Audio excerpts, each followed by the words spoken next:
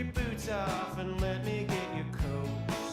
Let's raise a glass to toast to all those good ghosts. Mothers, fathers, brothers, sisters, lovers, friends. Life's a party, but parties have to end. We're just starting, I don't mean to be dark. How was the drive? Did you find a place to park? I spend my days racing down the night, knowing winter never wins. And the war that it wages will never be a fair fight. As the seasons change, I know we'll keep on rising for what we have to lose. And knowing every morning we'll have a little more light. We'll have a little more light. We'll have a little more light. We'll have a little more light. We've been together in these darker days to sing our sorrows and chase them all away. Songs of hope and joy after the tears. When we stand together in a brighter year, I stand. A good Wednesday to you on this May 5th. Thanks for joining us here on Real Talk, whether you're checking out this podcast later, whether you're one of our subscribers that have put us in the number 2 spot in the country on the Podboard 100. That announcement released just this morning. Thank you very much. As I just tweeted from my Twitter at Ryan Jesperson, thank you for those that follow along. As a matter of fact, not to be the guy to toot the horn, but it's just a big day for me personally. I mean, who cares about followers and stuff like that? But about 5 minutes, hit the 50,000 follower mark. Really appreciate that, Real Talkers. Not going to lie, Sam, it was like 49,800, 49,900. And I was just like going, my mom said to me, she says, hey, your Twitter's getting close to 50,000. I said, oh, is it? No. I said I hadn't noticed. I said, I don't pay attention to that kind of stuff. I hadn't been paying close attention, but of course I had been. See, and if I was 200 away from something, I would probably go, well, maybe in a month I'll get there. Like I would not be confident that it would happen anytime soon. Well, you never know, though, because with Real Talkers, as the show continues to grow across the country, and every morning we assume that new people are joining our audience, and we thank you so much for that, whether you've heard about the podcast, whether it's an interview that put the show on your radar, or whether it's people around you, people in your life that are saying, hey, you got to check out the conversations they're having here. We appreciate those of you that subscribe, even those of you that join us every day and maybe haven't yet subscribed. We encourage you to take that step. We encourage you to really put it out there and officially join the community as we continue. We promise you we'll show up here each and every weekday morning to have conversations about issues that matter. In just a few moments, I'm really looking forward to this conversation. Nitish Pahwa is a copy editor and a writer at Slate. Kind of a big deal. Lives in Brooklyn and regularly writes about politics and culture. He's got a great piece about the implications when you talk about political leadership around the world. When you talk about political leadership in India, there's starting to be conversations about what the implications of this COVID, this swath of destruction that COVID-19 is leaving in India. It's a hugely concerning story. We've been talking about it a little bit. Everything. You want to put it into perspective, all you have to say is like people are taking to social media platforms. They're looking around themselves personally, trying to source oxygen bottles. That's how serious it is over there. What does this mean, though, for Narendra Modi? We're gonna talk to Nitish Pahwa coming up in just a few minutes. A little later on in the show, we're going to find out what makes a certain Albertan tick, a guy by the name of Albert Nobbs. His social media handle is, what is it again, sir? Is it Punched In Face or something like that? I think it's Punched In Face. And there's a story behind it, right? Oh, big time. There's an ever-growing story about Punched In Face. But sounds like he got his face punched in for confronting somebody. We'll get his side of the story. Yeah, absolutely. Somebody who was at a store not wearing a mask, as the rumor goes. Yes, so Albert was wearing a mask. Yes. And he went into a shop, and there were a group of folks that did not have masks on. And he confronted them. He confronted them, and bing, bang, bong. Yeah. He took one It got a shiner. Got a couple Okay. of things. Okay. So this is. I'm sure there's maybe even more to that story. I'm sure. This is interesting because we were talking about this, on and off air. Didn't you have you had a poll going? You did an unofficial poll on your Twitter, an unofficial unscientific poll on your Twitter. That. Oh no, that's Unofficial. absolutely what they're called. was In this very business, if you start scientific. talking about Twitter polls and you don't say unofficial unscientific, people blow gaskets. Okay. What did your unofficial unscientific poll show about what people do if they encounter someone not wearing a mask? Okay, so the question was, if you see someone in a grocery store without a mask on, what do you do? Do you A, give them the stink eye, B, say something to them, or C, other? Yeah. And the resounding 58% was the top one, and which one do you think it was? Other could encompass so much. True. 58%, I think stink eye. You betcha. Yeah. Yeah, the passive aggressive stink eye. Yeah. Yeah, that's what we love to do. A lot of folks in the other category, they messaged me and they were saying, get as far away from these folks and as fast as possible. Yeah. It was kind of the other. Like you're not going to make it your problem. You're going to get out of there and let somebody else deal with it or whatever the case may be. Yeah, knowing that, they feel that there's a sense of danger and a sense of entitlement. So Yeah. get the heck out of there. But and this is why people are saying, this puts oftentimes lower income workers and a lot of people that have no choice really on whether or not they're going to go to work, including people that are working at grocery stores or other stores where there might be patrons Yeah. without wearing masks. It puts them in a tough spot too, right? I mean, are you all of a sudden Unfortunately, kind of? I guess you call the cops. I guess. We've seen this. There's that mayoral candidate down in Calgary that's been going around making an ass of himself, including showing up at stores and getting kicked out and getting arrested. Sort of his civil disobedience around not wearing masks. But the thing, I'm watching one of the videos. Sometimes you just watch a video and you're just like.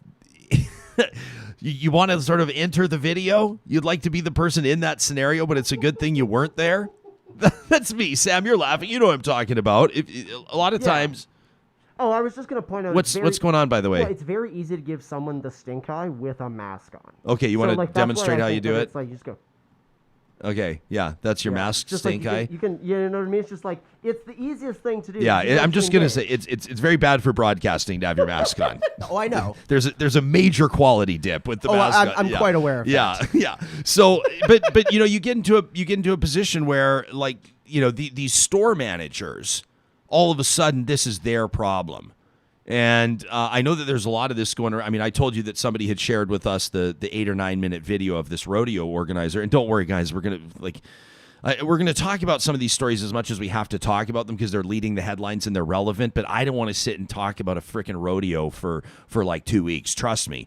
But the organizer of this rodeo, he was addressing the crowd and he started talking about. He said, I'm proud to tell you, I haven't worn a mask once in a year, and they're all like, yeah, and he's like, you can give me a call and I'll teach you, I'll tell you how to reach out to your friends and neighbors and teach them the truth and tell them the truth, and we walk into stores and we don't have a mask, and and a lot of these people, they're gonna get up and they're gonna tell us we're not welcome. We'll take our money elsewhere. We encourage you to go to the places where you can get in without wearing your mask. And it's just going like the premier's beating his head against the table.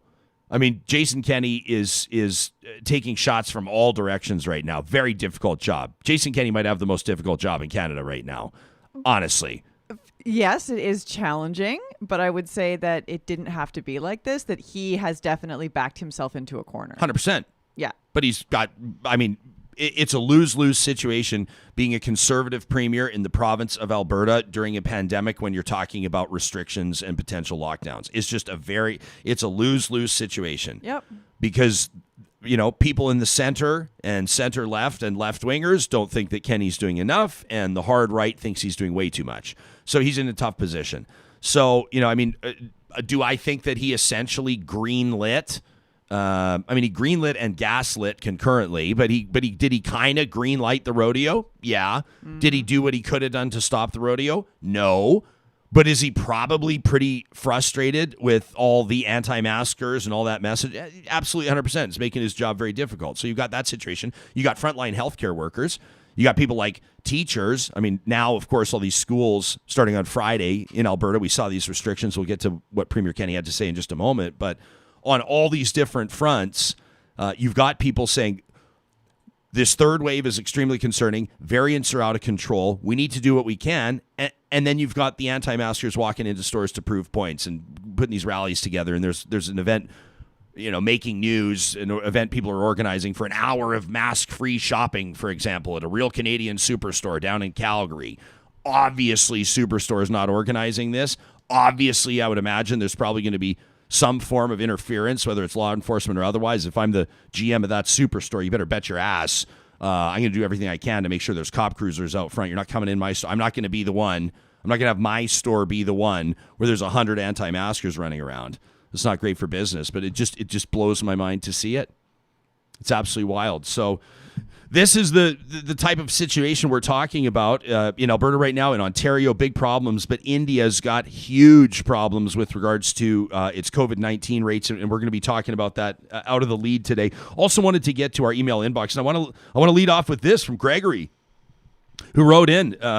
You take a look at this date on the calendar, and if you're from the central or northern part of the province of Alberta, this is an anniversary of sorts.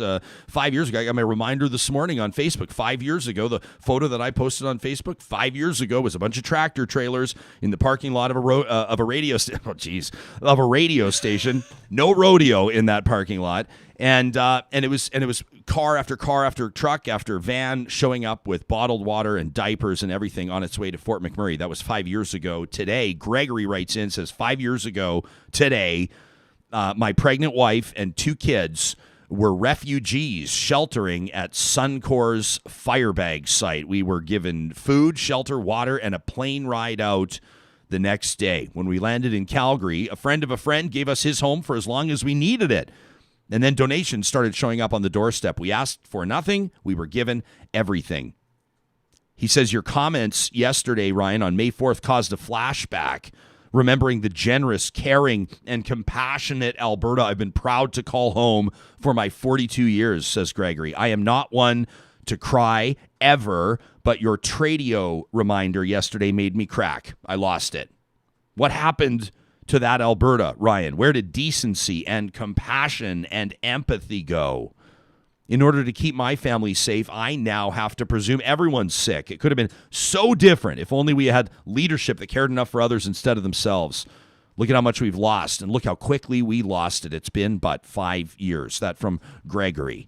Well, I think deep down inside, Gregory, you and I probably both believe that that's still the reality here. It just doesn't look like it all the time, right? It's why we find reason to evidence that reality as often as we can. The fabric of the community that makes us Albertans, that makes us Canadians. We're going to get to our first story in just a bit. Of course, we start every show officially with a quick reminder that the team at Bitcoin Well is this show's presenting sponsor. If you've been paying attention to what's going on in crypto as of late, you may have a few questions, including some of you that are going, you know what, I'm intrigued enough that this is going to be something I'm going to throw $100 at, or $500 at, or $1,000 at. Don't ever throw at this type of stuff what you can't afford to lose, and don't ever listen to me for your investment advice. But if you have questions about it, the team, real life humans, are ready to take those questions at Bitcoin Well. They're under the sponsors tab at ryanjesperson.com. Real Talk starts right now. Here's Ryan Jesperson.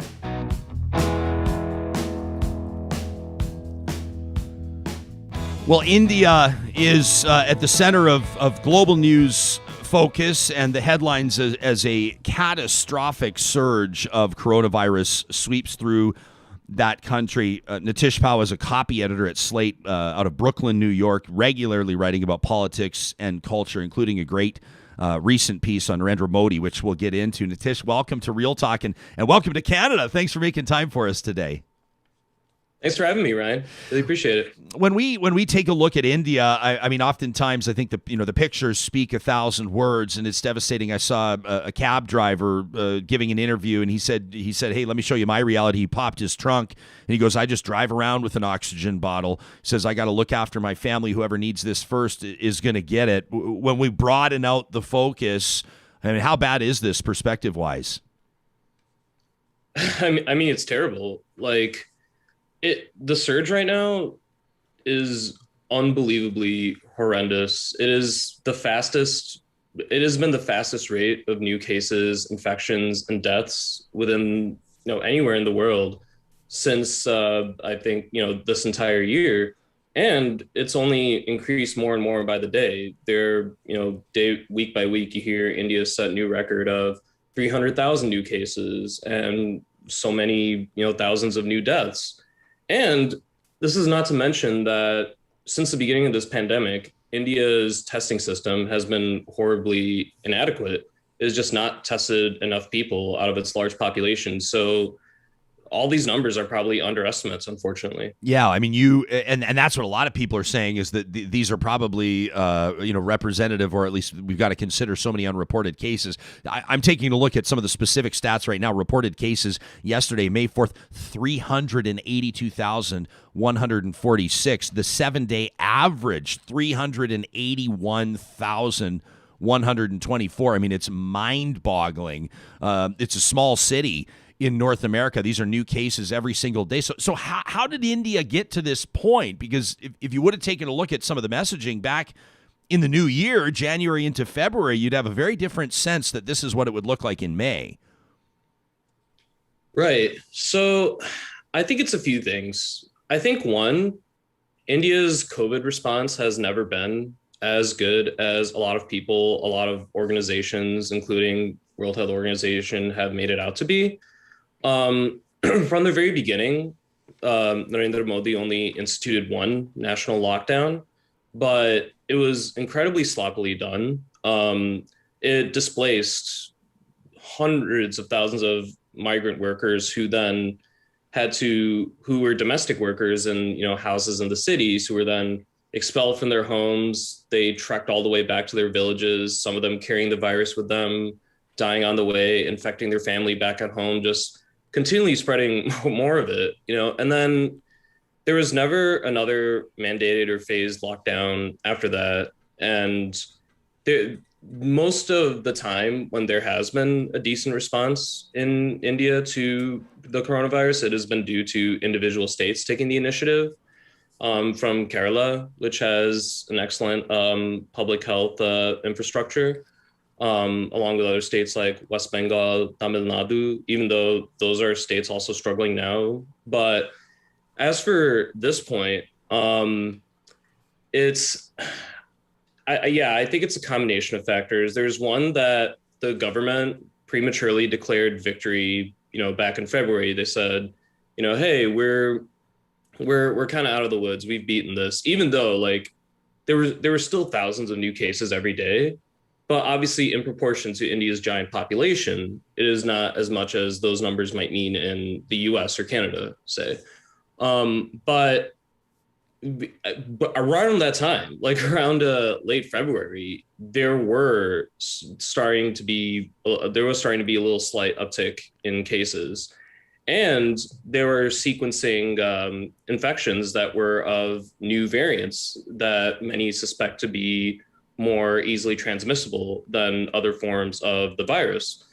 So that the sort of lax view of, okay, everything's fine now, combined with downplaying the new cases and the deadliness of the new forms of the virus, I think all three of those factors have led to this moment. Although, I mean, this is also completely unprecedented and shocking on a worldwide scale. I don't think in fairness, I don't think anybody could have predicted it would have gotten this bad. Yeah. And I think that's a fair comment. I mean, it's wild when you look back on that resolution that was passed in February. I mean, it declares the country had, quote, defeated COVID, right? Under the able, sensitive, committed, visionary leadership of Prime Minister Shri Narendra Modi. I mean, that's the type of thing I think back to, George W. Bush on the aircraft carrier, mission accomplished. That's one of those kind of moments, isn't it? So how much of this, realistically speaking, I mean, you're approaching this through an objective lens. You're writing on it, covering it for Slate. I mean, how much of this lands on the Prime Minister? I think quite a lot of it. And I think you can take their words on it. There was a spokesperson for Modi's party, the ruling party, the Bharatiya Janata Party, who told CNN straight up, hey, all responsibility ends up with us, good or bad. And I mean, he's right. They're all right about it. The conferences and addresses Modi has given, even since this new surge has occurred, have all basically been to say that we will beat this. There's no need for new measures. There's no need for, all that. We're going to get everyone vaccinated and everything will be good and great after this. But I mean, that was basically the gist of his health address, just the government's health address just the other day. And like, there is, I think, some measure where India's government, like, even though it had a very poor overall internal response to the virus, is not entirely to blame for what's going on for a couple of reasons. One of those being that it just does not have the ability right now, thanks to trade law, regulations, so on, to produce more generic forms of the vaccines that have come through. It has been producing, and until recently had been exporting the AstraZeneca vaccine from Britain. It also had done its own domestic vaccine produced by a firm, Biotech. But one of the reasons that India has in the past been able to weather a lot of very big health crises, from the Nipah virus to others, is that they've been able to produce generic forms of a lot of medicines and have been able to hand those out to its massive population.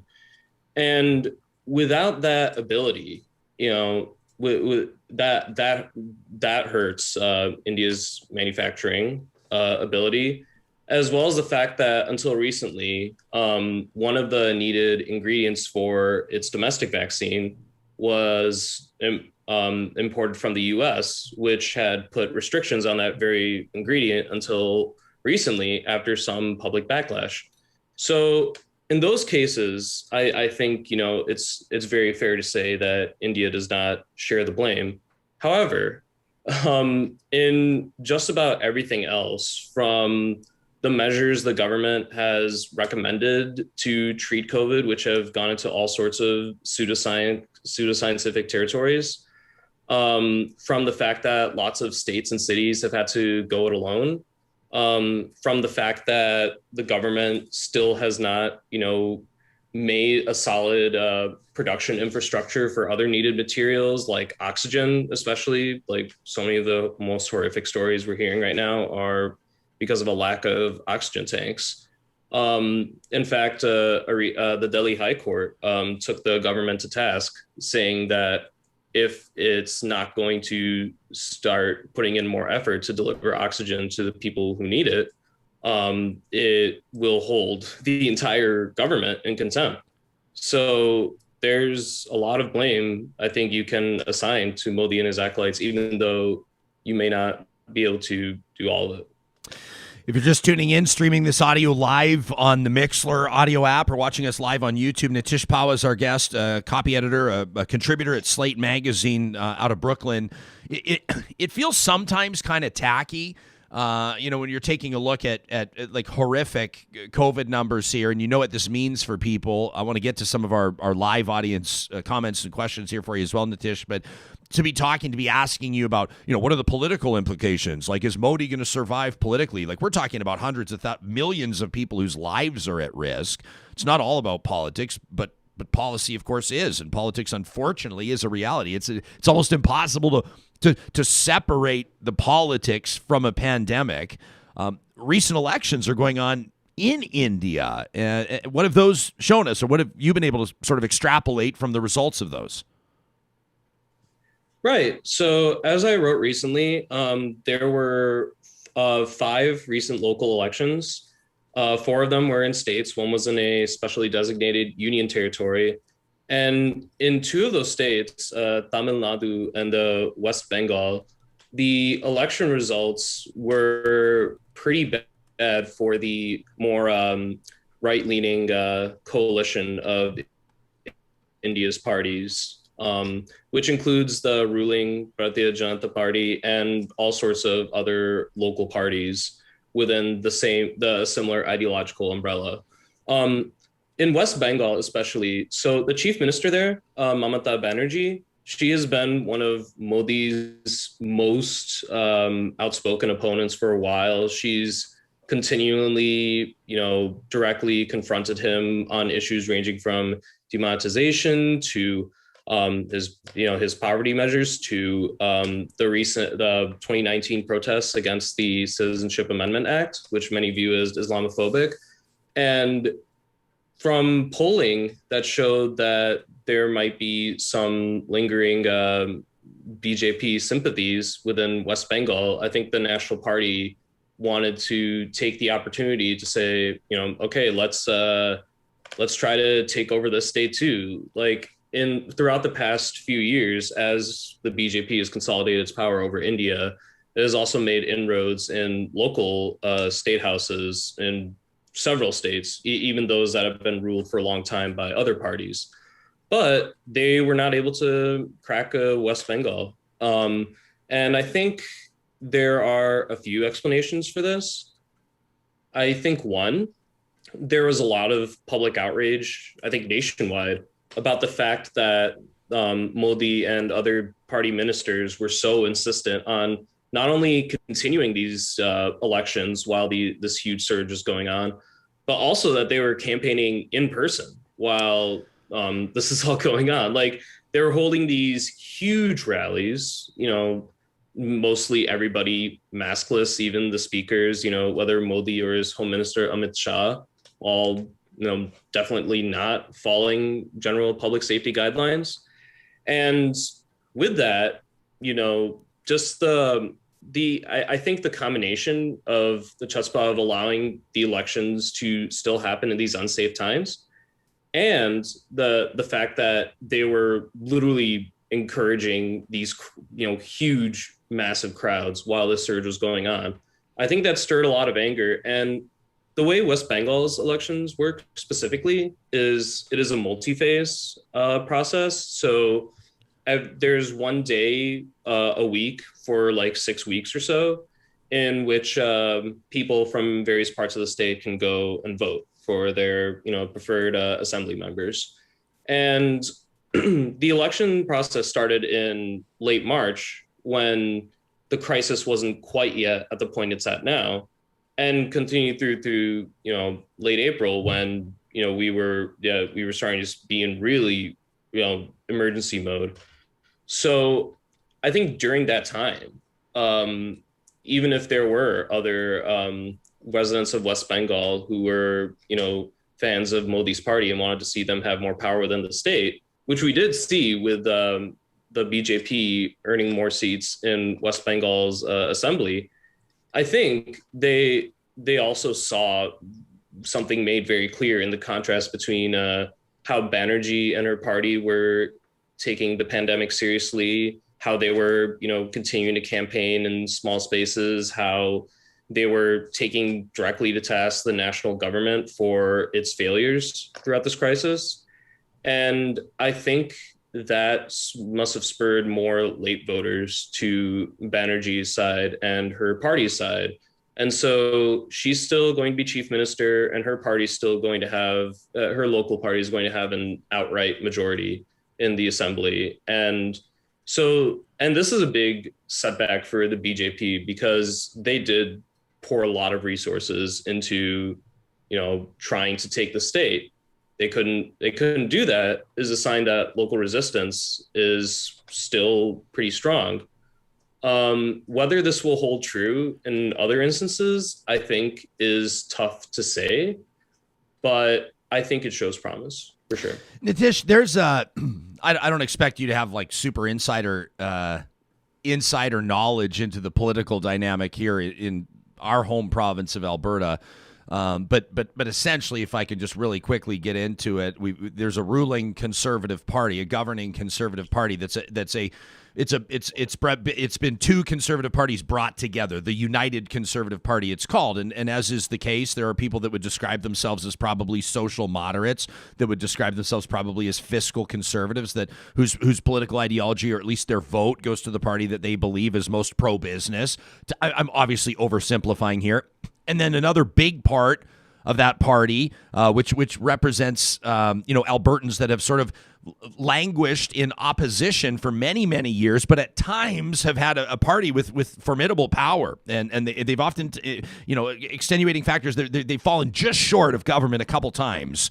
Our Premier Jason Kenney brought these two parties together and they formed it. But of course, as is the case, now they've got people who do not share similar ideologies on things like, quite frankly, the science around COVID-19. And the political leader here, Premier Jason Kenney's in a really tough spot because the general population, I think there's a real sense that he's not doing enough on the COVID-19 file. But then among his strong grassroots conservative right-wing base, there's a sense that he's doing way too much. And at the rogue gatherings and church services and rodeos that people are throwing that fly in the face of public health restrictions, he's starting to get booed. And people are saying that he's not going to get their vote, or his party representative is not going to get their vote the next time people go to the polls. And it looks like there could be, I mean, to put it into perspective, he's got 60-some, I think he's got 67 representatives, I think, in our legislative house, 64, 67, something like that. 17 of them, like let's call it 25%, signed an open letter defying, it's speaking out against their own government's restrictions. That's pretty darn significant. Can you find, based on my quick summary, are there similarities? I've heard about this like RSS and the kind of the faction of Modi's party. Is he in a similar position where he's sort of trying to keep his support base together, but they're not necessarily all representative of that same ideology? Yeah, I think there are some fascinating parallels there, especially with the RSS, as you mentioned. So just as some background, the RSS is the sort of the ideological arm of the BJP. It long predates the BJP. It was formed during colonial times in India as like a very Hindu nationalist, forming a very Hindu nationalist philosophy that promoted that, India is a nation by and for Hindus, essentially, to crunch it down very, very basically. And so the RSS has over time, produced a lot of politicians who are now, ruling in the BJP. It is responsible for the growth of the BJP. And, with the BJP in power, the RSS is more empowered than ever. It has international branches. It has schools in India that are, trying to basically indoctrinate the youth into this Hindutva ideology. And now we are seeing in some reports from media in India that there are anonymous RSS members who are very upset with Modi's response to the virus. So that is definitely not a small thing. If like the group most inclined to back Modi on basically everything is splitting on even this issue, and I think we've long seen a lot of populist anger at Modi across the ideological spectrum. You had the student protests back in 2019, early 2020. You had the farmers' protests, which are still ongoing, by the way, even throughout the surge. And now you have all these other dissenters. So not only do you have these RSS members, but you have a lot of local media like directly confronting Modi in ways that they might not have before. Like, as I noted in my piece, a local newspaper published an op-ed straight up calling for the Modi administration to resign en masse, like everyone in the cabinet. There are courts throughout various local precincts in India, whether Delhi or Allahabad, that are not mincing their words when they're describing the Modi government's COVID response. Allahabad has called it, basically genocide. And even before in Modi's term, there were lots of national controversies, uprisings, blowback to his policies. But I don't think we've ever seen such a mass of anger right now. And again, across the spectrum, him as at this moment. So I think it's too soon to say whether it will turn into a big enough movement that affects Modi even more while he's in office. But there is definitely a significant shift. And I think that unless Modi, actually improves his COVID response, things could look very poor politically for him for once. He's managed to weather a lot of it. We've got some audience members on our live chat comparing him to Trump, talking about the populist base that he's built. Is that a fair comparison? Yeah. I mean, they're both very similar in a lot of ways, and they were both on the public stage. You could see them in multiple photographs, like hugging, embracing, so on. I will say Modi long predates Trump. When he was chief minister of Gujarat back in the 2000s, when there was a huge anti-Muslim pogrom in the state that left thousands of people dead, that was determined to be mostly targeted toward India's Muslims, and that got Modi actually banned from the United States until he became prime minister in 2014. So this is Modi's philosophy of essentially kowtowing to Hindu nationalism, conservative free market philosophy, so on. That has long been there even before Trump ascended to the stage in the U.S. But yeah, they are very, very similar. I would say Modi is a better speaker, but obviously that's a low bar. Yeah, fair enough. Although there's something I will say, to go off on a tangent for just a minute. There is, as a professional orator, Nitish, there is something captivating about Donald Trump. I mean, just the way that when you read a transcript of what he says, it's ridiculous. But when he's saying it, you kind of can't help. I mean, I think of, what's the movie I'm thinking of? Is it Alice in Wonderland, where the cat's eye starts going all nuts and they kind of get drunk? I mean, there's something about the way he communicates, right? You know what I mean? I mean, it clearly worked for 70 million people in this last election. So exactly. Yeah. Hey, listen, I could talk to you for 10 hours. Your depth of knowledge here and your understanding, your ability to communicate is phenomenal, and I'm so grateful for it.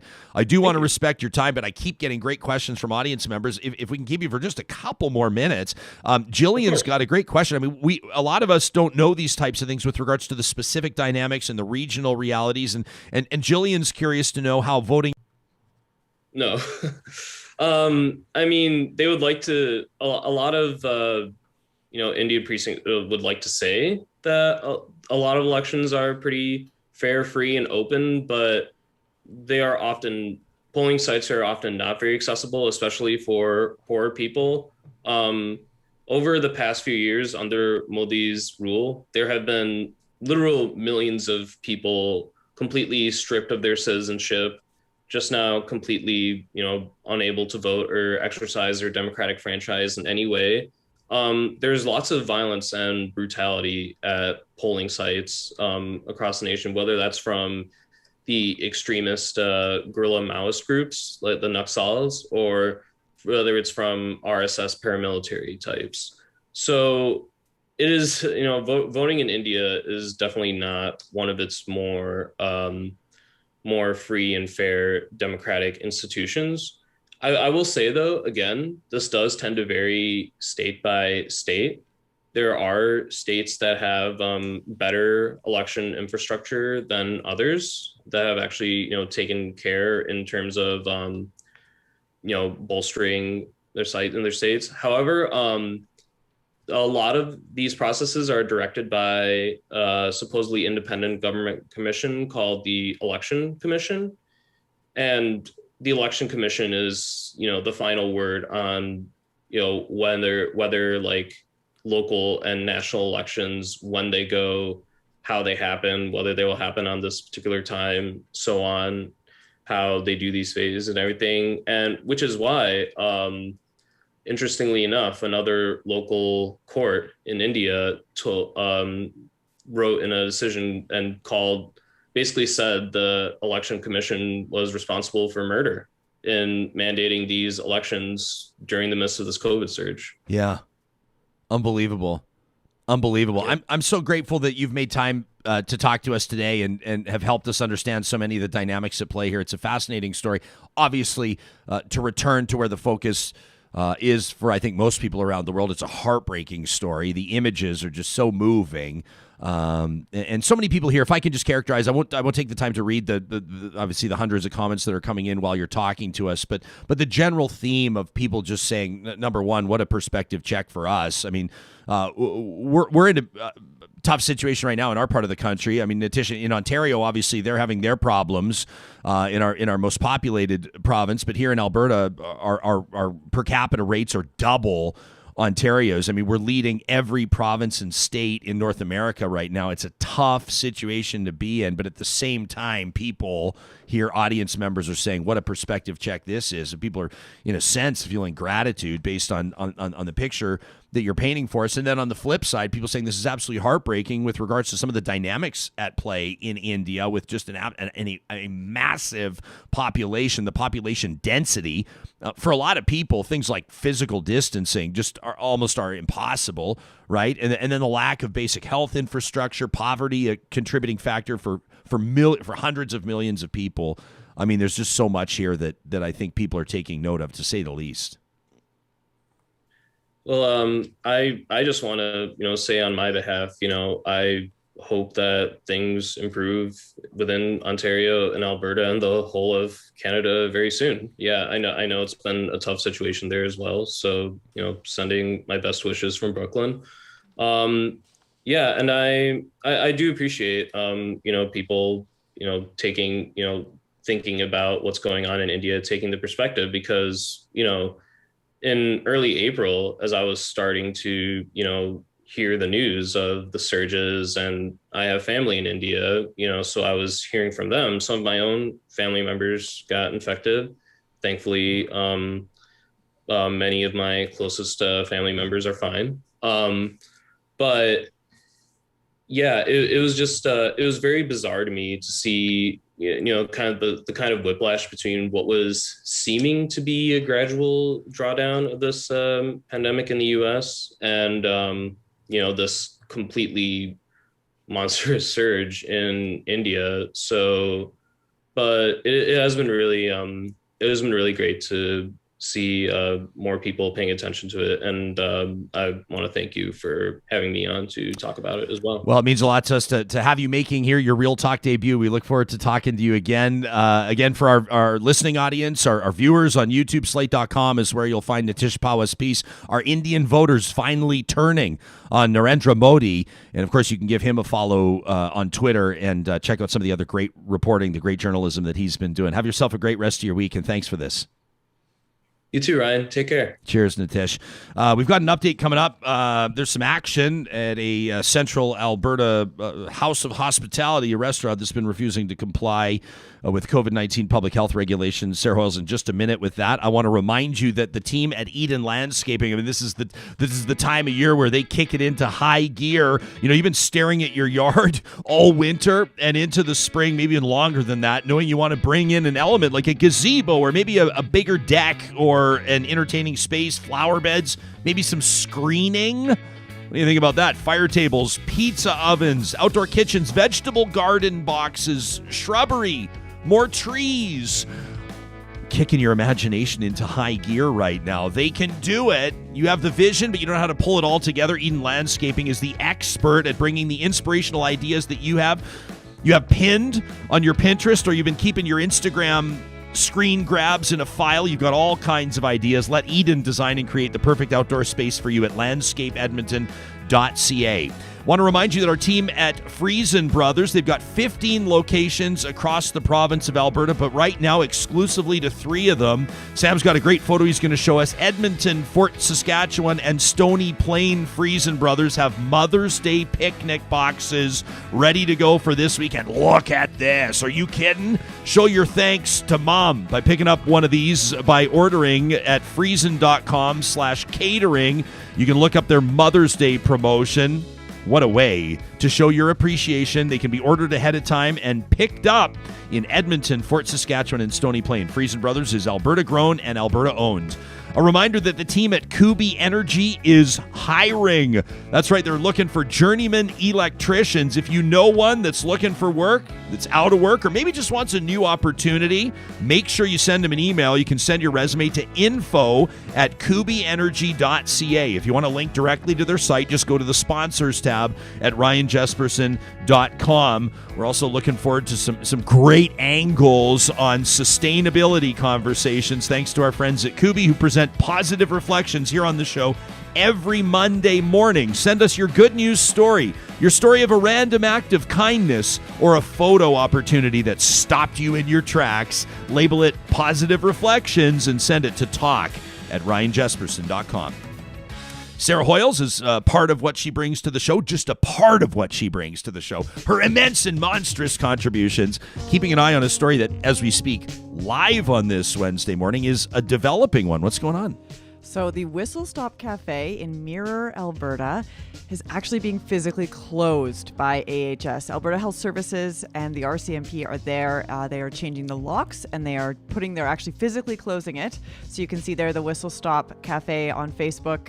Not too pleased, saying that they haven't done, that AHS is closing down without a court order. I want to note that AHS has, and here's the AHS tweet regarding the closure, but that saying that there hasn't been any, anything preceding anything before this. There was a closure order that was issued on January 22nd. There was a closure order issued on April 12th. There was a suspension of the operator's food handling permit on April 12th. The operator's food handling permit was canceled indefinitely on April 16th. So this is not the first. So it's been like warning. Like, get your act together, comply. And then now your locks have changed. Yeah. I mean, if you're a parent, you usually, the 3 strikes, you're out. Yeah. This is more than 3 strikes. Okay. Are these the same guys that were doing a bunch of catering stuff for the rodeo? You betcha. Okay. So there you have it. So it couldn't happen to a nicer business. I don't cheer. I do not cheer at all the problems, nor do I underestimate the issues that small businesses are facing here. But sorry. I mean, if you're going to contribute if you're going to sort of conduct yourself in a way that slaps in the face 4 million people that are trying to get this on track, that are trying to get the curve flattened so, small businesses can open again, then you're part of the problem. So I applaud this one. Obviously, people are going to be pissed off, though. I've been seeing some of the comments online, people saying, like, this means war. Talking about how they're going to ramp things up. This means war, some people are saying. It's both sides, though. I mean, already starting to see just Twitter taking off and Facebook posts from a variety of different sources. I'm sure that if I know Twitter and Facebook conversations, they'll stay focused on the scientific issues and evidence that matters. I'm sure that everybody chiming in and commenting is bringing something very valid and making huge contributions to the dialogue. I think you might be being sarcastic. I'm being just a tiny bit sarcastic. There might be some sarcasm in there. Yeah, the Premier of Alberta, we're going to be talking to Albert Nobbs in just a second, but the Premier of Alberta, Jason Kenney, making an announcement yesterday afternoon. He's going to be speaking again today at 10 o'clock. Here's a portion of what Jason Kenney had to say, making his announcements on new public health restrictions. The Premier of Alberta yesterday afternoon. As Albertans, of course, for a little while, we're wondering what's this going to mean and what's going on. Here's some clarification from Premier Jason Kenney. Governments must not impair people's rights or their livelihoods unless it is absolutely necessary to save lives and, in this case, to prevent disaster from unfolding in our hospitals. Sure. Unfortunately, that is the situation that we are facing today.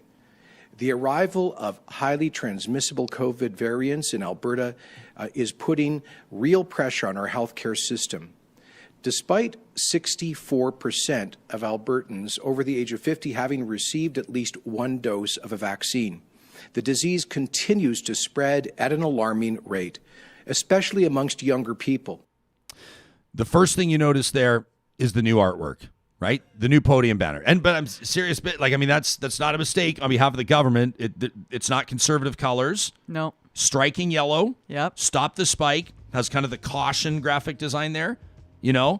And then of course you've got the follow the rules, get vaccinated. Follow the rules, get vaccinated. So a bit of a different change in tone in the messaging. It doesn't say lives and livelihoods anymore. No, but I think in what he said there is, it was just, to me, it made my head spin in that, he was saying, governments shouldn't, what was her exact, I'm paraphrasing, but ultimately they shouldn't interfere in small business. They shouldn't interfere in people's lives. Yeah. So he starts off with that, and then he takes a hard turn and says, we're going to do this thing. So it just felt like talking out of both sides of his mouth. Well, but I think, and what Premier Jason Kenney's trying to do is acknowledge to his base, to his voters and his donors and his supporters that I recognize that we're here because you share our perspectives on small government and on limited government involvement. And hey, to a certain degree, I personally believe in a lean, smaller government, and I love having big, long conversations about how you can reconcile robust social programs with lean government, because I do think it's possible, but it does require long conversations, and we won't have it here today. The point is, Jason Kenney is trying to communicate to his base that, hey, trust me, ideologically, this is difficult for me too. Right?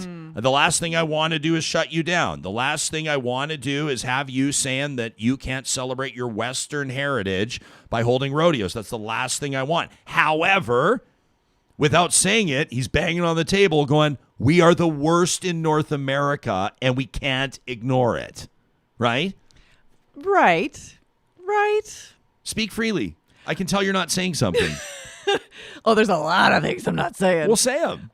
Well, as much as you're comfortable. I don't mean to, I mean, it's bigger picture stuff. So I just don't want to, take us way off course. Just this whole idea of Western heritage, I take issue with it. Oh, sure. Fair enough. So that's point one. Let's dig into it. We got a second. Albert Nobbs, I'm sure, is not going to hold it against you. Our guest who's in the bullpen right now, ready to rock and roll. Can't wait. He's waving it off. He's enjoying the conversation. Well, I can't wait to talk to him. He's probably still got chalk on his fingers and maybe a little dust on his knuckles after some of this guy's, the nitty gritty side of social activism. I love it. But what's your take on the Western heritage angle? I'm curious to hear it.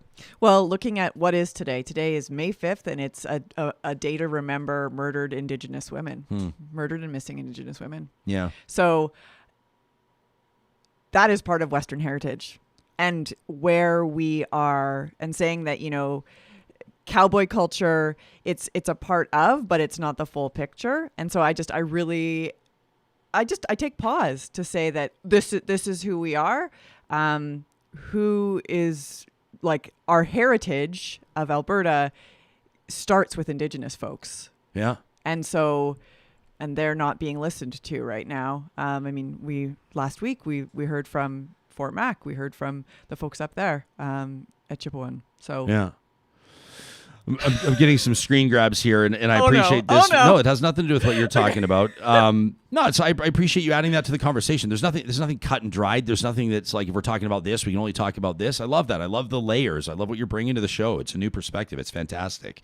By the way, we will be talking about Indigenous representation on Canada's Supreme Court coming up in about 45 minutes time. I appreciate the screen grabs from engaged listeners like Rod who are sending this in to me. I mean, the online comments about the Whistle Stop, this restaurant being chained up, being shut down right now for refusing to comply with public health orders. I mean, people like a guy by the name of Reginald Peterson, who I don't know if Reginald needs an oxygen infusion in the room or, leaving comments on public forums like, we need another Mayor Thorpe.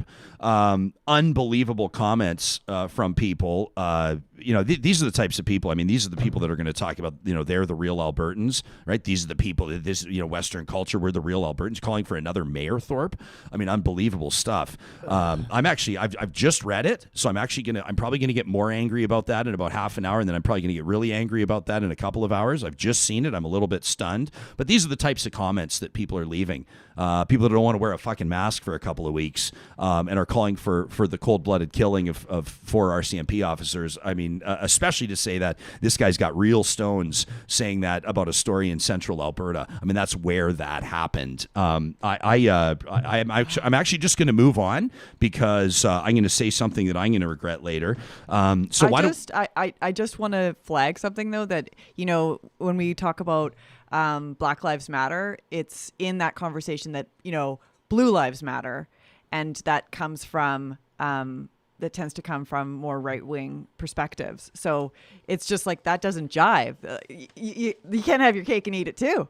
Well, that, and just like, how much of a shit human are you to say that? I mean, like, let's not try to over-intellectualize somebody like that jerk. Let's not try to read too much into it. Like, we're finding inconsistencies in his story, I'm sure.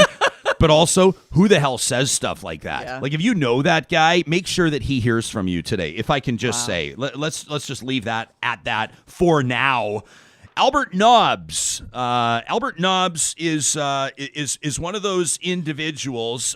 You may have seen his social media profile, Punched Face Guy. One of those guys that doesn't just talk, that takes action. And if you were anywhere near the beautiful Alberta Legislature grounds just the other day, Sam, if you can call up the tweet before we officially say hi to Albert, you may have seen more than 2,000 chalk stars. They died alone. Tweets our next guest, ripped like a still beating heart from every soul who cared for them. It's not worth a patio beer. Albert Nobbs joining us live. Welcome to Real Talk, and thanks for making time for us. Yeah, thanks a lot, Ryan. It's a real pleasure to be here. I only wish it were under different circumstances, naturally. No kidding. So I've got a lot to ask you about. Sarah said, well, how do we font this guy? What should it say under his name when we put him up on our camera on YouTube? And I said, I think engaged citizen feels right. I think that feels accurate. Why don't we start, maybe not at the very beginning, take this back as deep as you'd like, but why do you tweet as Punched Face Guy? What's the story there? Well, I mean, you actually just made a pretty good point. Engaged citizen. I've spent most of this whole pandemic just trying to ignore it. I've stayed off of social media, things like that. But in the last 2 months, especially as things have gotten particularly bad, being silent just doesn't really jive. I can't sleep, at least, not the way I should be able to. And I was actually just out to get some gas at my local gas station, and I saw a few Muppets walk to the front of the store, running their mouth, no masks at all, that sort of thing. And I had to say something. I was just tired, and well, I made a comment. Probably could have been delivered a bit more diplomatically, but it earned me 6 fists to the side of the head and no shortage of boots. Really? So actually literally physically beaten. Oh yeah, I was knocked to the ground and they kept going. But at the end of it, it wasn't too bad, just a concussion, a fair amount of bruising, but I've had worse. And probably for worse reasons. Do you mind me asking what you said to them? We've been doing this for a year. What the fuck? Yeah. Okay, I thought it'd be worse than that. I actually it was pretty straightforward. Hey, actually. buddy, I just in May of 2021, in the context of people not wearing masks, that is diplomatic in my mind. I actually think you held it together all right. I think you held that together okay. How are you doing? Before we go further, how are you doing? How's the concussion? Those are the things that can stick around for a while. Yeah, sleep's still a little weird, but all things considered, I'm getting over it. Just a little fuzzy. Okay, yeah. So. After it happened, after this happened though, I guess I just got louder. One of the things that I always try to live by is that if you've driven someone to violence, chances are you're probably going in the right direction, especially if you just use your words. So I just embraced it. Are you Are you like, let me just ask this, like, are you just a citizen, or like, I don't know what you do for work or anything like that, but with regards to your conviction on this, to actually say something to someone that's not complying with mask regulations, or to actually take the time, we're going to get into your chalk stars and your other chalk work, your chalk campaign, maybe we'll call it, but you're a motivated guy. I mean, to write out, more than 2,000 deaths in Alberta, you honor those people. You honor those Albertans, those human beings. That you honor the families by taking the time to do that. What's driving it? Well, I've lived here all my life. I'm born and raised Edmontonian, grew up in Mill Woods. And you start to feel after a while like this place has changed a bit, or maybe not necessarily changed, but some of the worst elements of it have become braver. And I want to keep living here. My family's here. I love this city. I love its people. They piss me off sometimes, but all things considered, even growing up a progressive in this province, I don't hate it. I love it for all of its warts and blessings. So to me, this is, I guess, a little bit selfish in a way, just because I want to stay here. I want to live here, and I want there to be a future here that makes sense. I don't want to see this happen again in some other context. I don't want to have another disaster, and ideology is a thing that determines what we actually do about it. It's insane. So you get this. By the way, were charges? Did you file a police report after you were beaten? Were charges ever laid? What's going on there? Yeah, actually filed a police report. The EPS showed up to the scene. The shop owners actually pulled the alarm. And I got to see some lovely EMTs. They actually thanked me for it, which was kind of humbling, but it's still ongoing. As far as I know, they passed the image around, and they'll let me know if somebody sees him. Okay, so they're looking. Do you know if that image has been? I mean, I'd be happy to share it. I think we could probably amplify it. I'm actually working on getting the video feed from the gas station. It's just, it belongs to Suncor, whatever owns Petro. Oh, okay. Yeah. Well, and I imagine freedom of information request, and I've had other priorities. Sure. Obviously, we'll make sure that video sees, a little bit of traction. If you can get it to us, this is just as an aside. Thank you. We can talk about that later. Well, I mean, I'd love to see charges laid. I mean, you don't go around putting the boots to people. Yeah, it was not fun. I got knocked to the ground with a first punch. I'm not a fighter.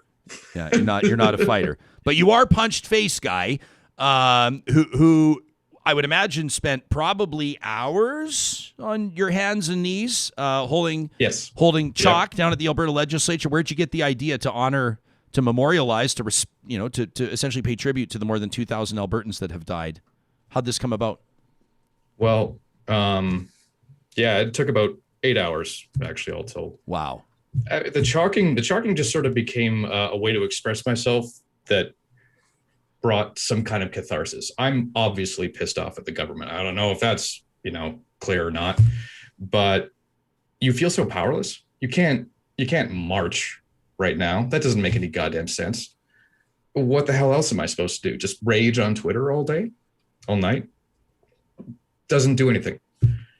And one night, late at night, I saw a post about Adriana Lagrange's office and a no chalking sign they'd put up. And this was, of course, in reference to the curriculum, fiasco that's going on, and kids and adults have been writing stuff outside of her office.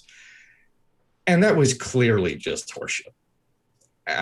It literally triggered something in me. And I drove down that morning at around 5 a.m. to Red Deer, and I put in rather uncertain terms in chalk, big block letters, "We reject UCP." And it resonated. It, passed its way around, and I thought, wow, it actually felt amazing, and it was something I could do. That's, I guess, where the chalking came from. But it occurred to me that, well, when you see a number of casualties that's over 2,000 people, it's hard to actually fathom, right? Yeah. Sometimes we'll compare to something similar like 9/11, just to give some frame of reference, right? But, for this, it's even harder, because we lose people only by a handful in a daily death count that just sort of hovers over us. once or twice a day, assuming we're paying attention. Yeah.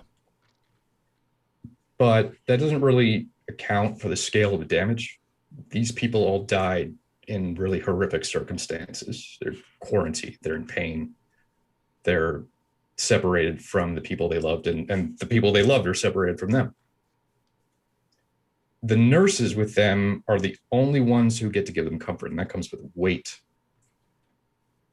And this is essentially invisible. You don't wake up and drive by an ICU on your way to work. There aren't live feeds into the University of Alberta right now. That isn't a thing. So I really wanted to address the elephant in the room when it came to our cultural response to COVID. And I say cultural with intention. To me, this just boils down to ideological justification for selfishness. This is a horror show for a really large slice of our population. Our freedoms aren't under threat from the government. Our freedoms are threatened by the virus and worsened by our response to it. The freedom of those, 2,100 plus Albertans was taken from them. They don't get that back. We need to put effort in to reckon with this. So I guess that's what I was doing, putting effort into remembering these people. It's not going to be easy. It's not going to be something we enjoy. It's going to suck. But for the sake of the people we're losing and all the people who are hurting and all of our nurses and our teachers, our doctors, we need to reckon with it.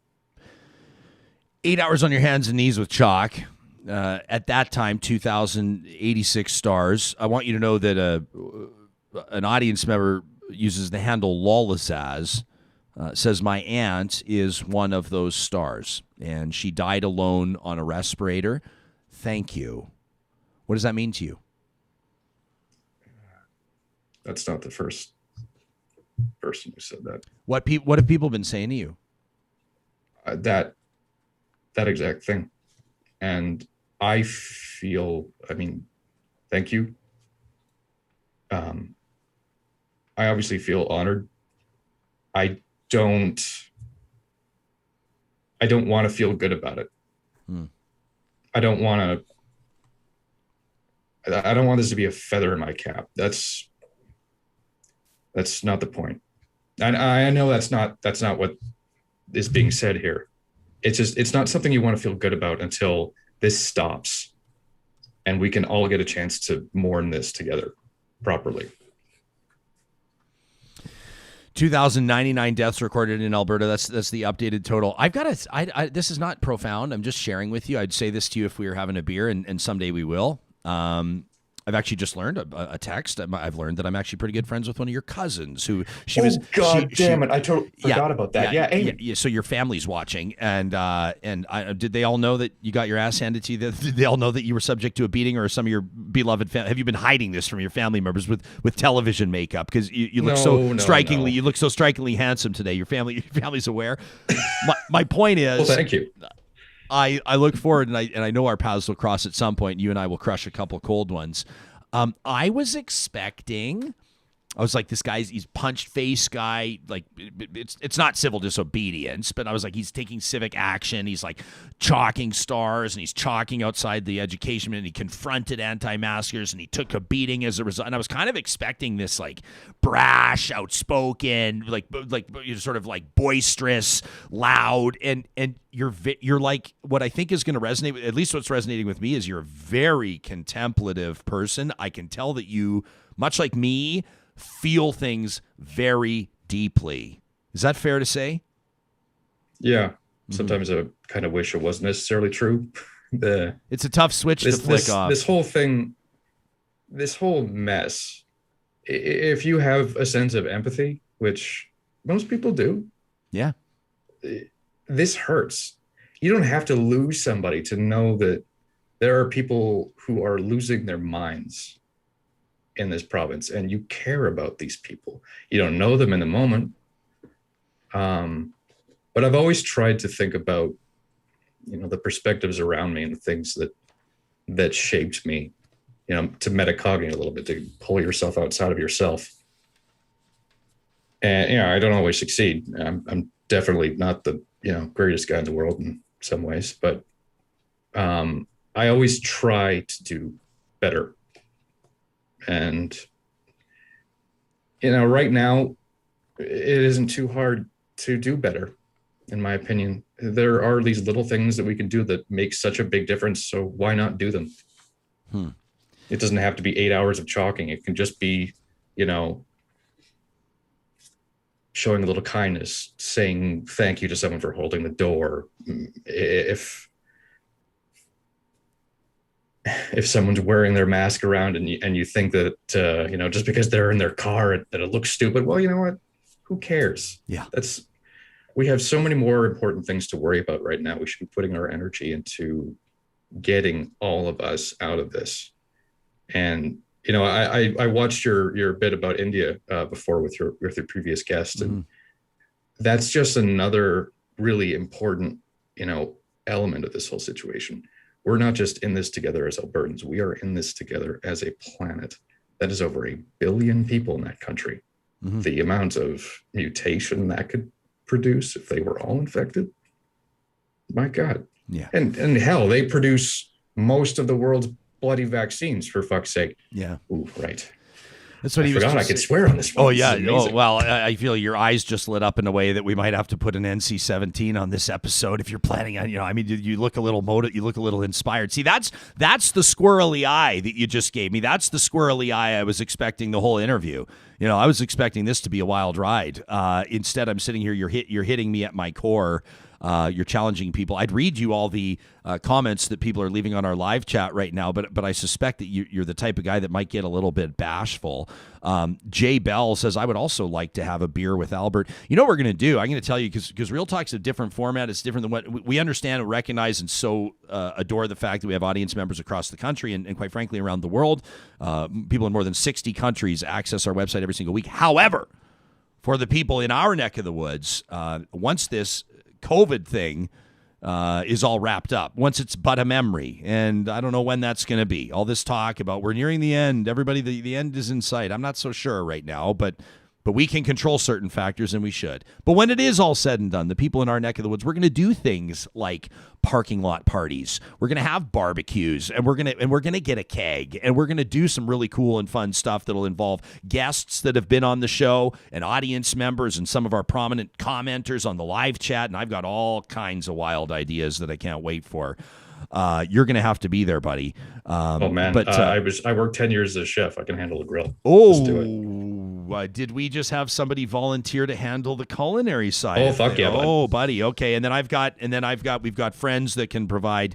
I was talking about Friesen Brothers. I'm not going to speak on their behalf, but I'm pretty certain we could line up some things to I'll throw on the grill. volunteer to be Albert's sous chef right now. I'll Sam just put that on the Brooks. table. Excellent. Yep. Well, Need a Sam, hammer. you're going to have though, but Sam, we're going to have kind of a whole area where people can come meet you and talk to you. And Sam's probably going to. I'm going to get Sam to do all kinds. Sam, show them how you can. Sam, you got to show them how you can do this. There's room for a barbecue back behind my table here somewhere. We could do somewhere. we could do breakfast. Ventilation might sandwiches. be an issue, but we'll be fine. Ventilation will, without a doubt, be an issue. At the very least, I could fit a waffle iron back here. However, we do have our big significant air purification unit. I'm tempted to segue right into a thing for Clean Air Club, Albert. I'm tempted because it's just right here on a silver platter. But I'm going to wait. I'm going to wait for a second. Hope Springs says this man is so humble, so well spoken. His humanity off the charts. Adventure Cycling's watching. Says empaths feel what is going on so much, and it is so hard at times. Tracy says, can we please point out the 2,000 or more Albertans? That's like losing the entire population of Rimbey. Heavy D says, this dude is very inspiring. That's at least how I picture Heavy D. This dude, I tried to really sort of drop it down. Like, Heavy D is probably not like, hey, I'm Heavy D. But maybe, hey, this dude's super, I don't know. Tanya says, thank you, Albert, for keeping the focus on what's important. The pain that this virus has brought so many. I mean, this is just, I mean, you can go back, Albert, in your own time, or wait for your family members to let you know the rest of the reviews, rave reviews here from our audience. I'm just, as a fellow Albertan, I'm grateful for what you've done. You've inspired me. You've inspired our audience without a doubt. And you've reminded people that we have a voice and we can use it.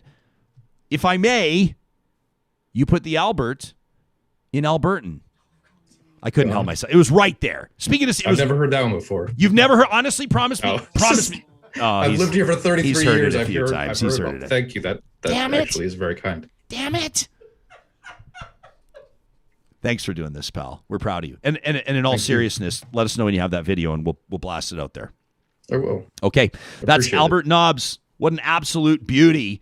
You can give him a follow on social media. Look for him. I've tagged him in my Twitter every morning. I tweet out our guest lineup at Albert_Nobbs, an engaged citizen, the one who drew 2,086 stars in chalk at the Alberta Legislature earlier this week. That was on May 3rd. It's now May 5th. Alberta's deaths due to COVID-19, 2,099. 13 more Albertans over the last 2 days have lost their lives. A star for each person who died from COVID-19. What an unbelievable guy. In all seriousness, we want to hear stories like this. Albert and I are joking around a little bit and having a little fun, maybe in part so we don't start crying. Doesn't mean that, we don't feel this. I know you do. I know I'm preaching to the choir right now. I can see it. Sarah Hoyles and I through the plexiglass. I can feel how you were feeling that. I mean, what a guy. And Albert's like, he's going to say he's just a guy. Like there's hundreds of thousands, there's millions of us out there. Right? I really appreciated the reminder. You get a CEO of this or an executive director of that. That's just a guy that got on his hands and knees for 8 hours and chalked out 2,086 stars. I think that was what was the most just hopeful was the fact when you asked me, like, okay, but who are you? Like, yeah. What do you do? Who are you affiliated with? Yeah. And it's just like, no, I'm not no one myself. This is something that I feel compelled to do to support people that are, following the restrictions and believe in the virus and want to see us get this under control. It's just so hopeful. And the words are not going to do it justice. Like I was going to say, inspiring. It's like what... I love how this is landing with people that are watching it live. Lisa says, Albert brought me to tears, and my son just walked up and offered me a scoop of Fruit Loops for comfort. That from Lisa. I don't care how lousy I'm feeling. A spoonful of Fruit Loops would do the job. I don't want to know what Fruit Loops are made of or how they become the color they are. But I will say one of life's great joys as a child or an adult is drinking the milk after you've finished the Fruit Loops. Nope, disagree. Why? Yeah. Because it's just like sludge. Certain cereal, I will drink the milk. Fruit Loops is one that's like, nope. Who hurt you with related to Fruit Loops? Fruit Loops kind of hurt me too because the roof of your mouth just gets butchered. You have to. Fruit Loops are like a delicate. You either know what you're doing. It is a dance. It's exactly a dance. You either know what you're doing or you don't. Yep. And because if you hammer in on the bowl right away, you're right. It will demolish the roof of your mouth. If you wait too long, it's nasty. Exactly. It's like one of the nasty. Actually, they all get nasty over time. Shreddy's probably the worst, or life. They're vicious. Shreddies can be vicious. Shreddies can be vicious. But Shreddies seem to me to be longer. Like Fruit Loops, Fruit Loops are the strawberries of cereal, right? Whoa, quote that one right Fruit there. Fruit Loops are the strawberries of cereal. I'm so disappointed I already did the Friesen Brothers spot, or I could go right back into all the cereal and fruit that they have. Some random guy says it's not a Real Talk episode without a dad joke and Sam's cackle in the background. I absolutely love it. That's why I know we've always said Sam's laugh is like our barometer for whether or not the show is actually entertaining. Others of you are chiming in now. Like, for example, Kim says Captain Crunch hurts more than Fruit Loops. Oh, yeah. Tracy says, keep in mind, there's a reason why they spell it F-R-O-O-T and not F-R-U-I-T. Fair enough. Okay, fair enough. I'm not here advocating for you replacing your children's fruits and vegetables with Fruit Loops. I'm just saying I'm not surprised. Judy says this is a food show that always leaves you hungry. Linda Ray says another show, serious crying and laughing. It's how we roll. It's how we roll. It's not on purpose. It's just what happens. We're going to talk to Dr. Bukola Salami in just a second. I do want to remind you that at cleanairclub.ca, you can make sure that your family breathes easy and saves money. The number one thing that you can do right now that's going to take you 5 minutes to improve your quality of life and the quality of the air you're breathing in your home is to change your furnace filter. It takes 5 seconds. You go, you check out the size of the filter you need. You go to cleanairclub.ca, you sign up. So oftentimes the same day, sometimes the next day, you've got your replacement filters delivered to your front door. You pay less than you do in the big box stores. And you can know that you did something to control your family's quality of life. At cleanairclub.ca, save money and breathe easy. The team at Local Waste wants you to know that integrity is literally a core value of that company. So is no BS. I've seen the poster myself. Now, what does that actually mean? It means that they don't try to squeeze profits out of their partners, the small business owners that they've worked with for more than 25 years of locally owned business right here in Western Canada. They're going to get you the bin, the size you need, and as your business grows, so grows your bin. They're not trying to maximize their profits by taking you to the cleaners. Learn more at localwaste.ca. And of course, keep the emails coming for Trash Talk on Friday to talk@ryanjesperson.com. Did you know that Westworld computers, they're all about Macs. You know, you need your iMac or your MacBook Pro or your watch, maybe an iPhone, whatever. Look at Samuel G. Brooks and his beautiful production station there. Westworld is powering this show, but they also carry Sonos, which is your whole home Wi-Fi audio system. They've got the portable speakers, voice control, multi-room listening, Bluetooth streaming, all-day battery life, and waterproof durability. Sonos is a top-shelf option. They also carry audio products like Beats, Ultimate Ears, JBL, and more. They're happy to ship wherever you're tuning in to Real Talk from. You can check them out online at westworld.ca. Well, it is Mental Health Week, and we're committing to bring you stories that matter, stories that we know will resonate with this audience, and we hope that will push you to be more aware of an issue, of a challenge that more than 1 in 5 Canadians will face through the course of their lifetime. Dr. Bukola Salami is an associate professor at the Faculty of Nursing at the University of Alberta. She's an expert on immigrant health, and we're grateful to have her here on Real Talk. Doctor, I apologize for keeping you here waiting while we have these frivolous conversations about cereal. Thanks for making time for us today. Thank you for having me. I've been enjoying it. Hey, when we talk about mental health and Mental Health Awareness Week, we know that there are literally 1,000 angles that we could take on this conversation. You've been processing the link, and you've been writing about the link between mental health and racism. Where does our conversation need to start? Well, I think our conversation needs to start by addressing the social determinants of health.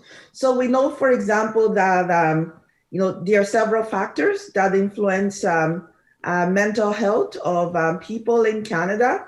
And many of those factors are based on social determinants of health, including issues related to racialization and racism, and also issues related to income and community belonging. So I've done some research in the past that has shown, the vital influence of racism, including anti-Black racism, and also the vital influence of income and community belonging on mental health of Canadians. What would you say are the key factors that contribute to the health and the mental health of Black Canadians? What is your research showing you? So some of the key factors, so in the past, we've done some research related to mental health of Black youths in Canada, and we interviewed around 129 Black youths and also had group discussions with 129 Black youths. And the most talked about reason influence on mental health was racism and discrimination. That was the most frequently talked about factor by Black youths. Youths also talked about issues related to cultural expectation and the notion of, you're a strong Black youth, so you cannot have a mental health need, and also intergenerational tensions between parents and youths.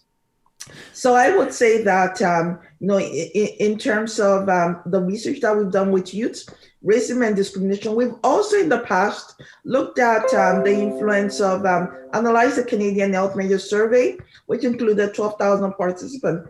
Racism wasn't a factor on the survey, but income and community belonging was identified as some of the strong factors that contribute to the mental health.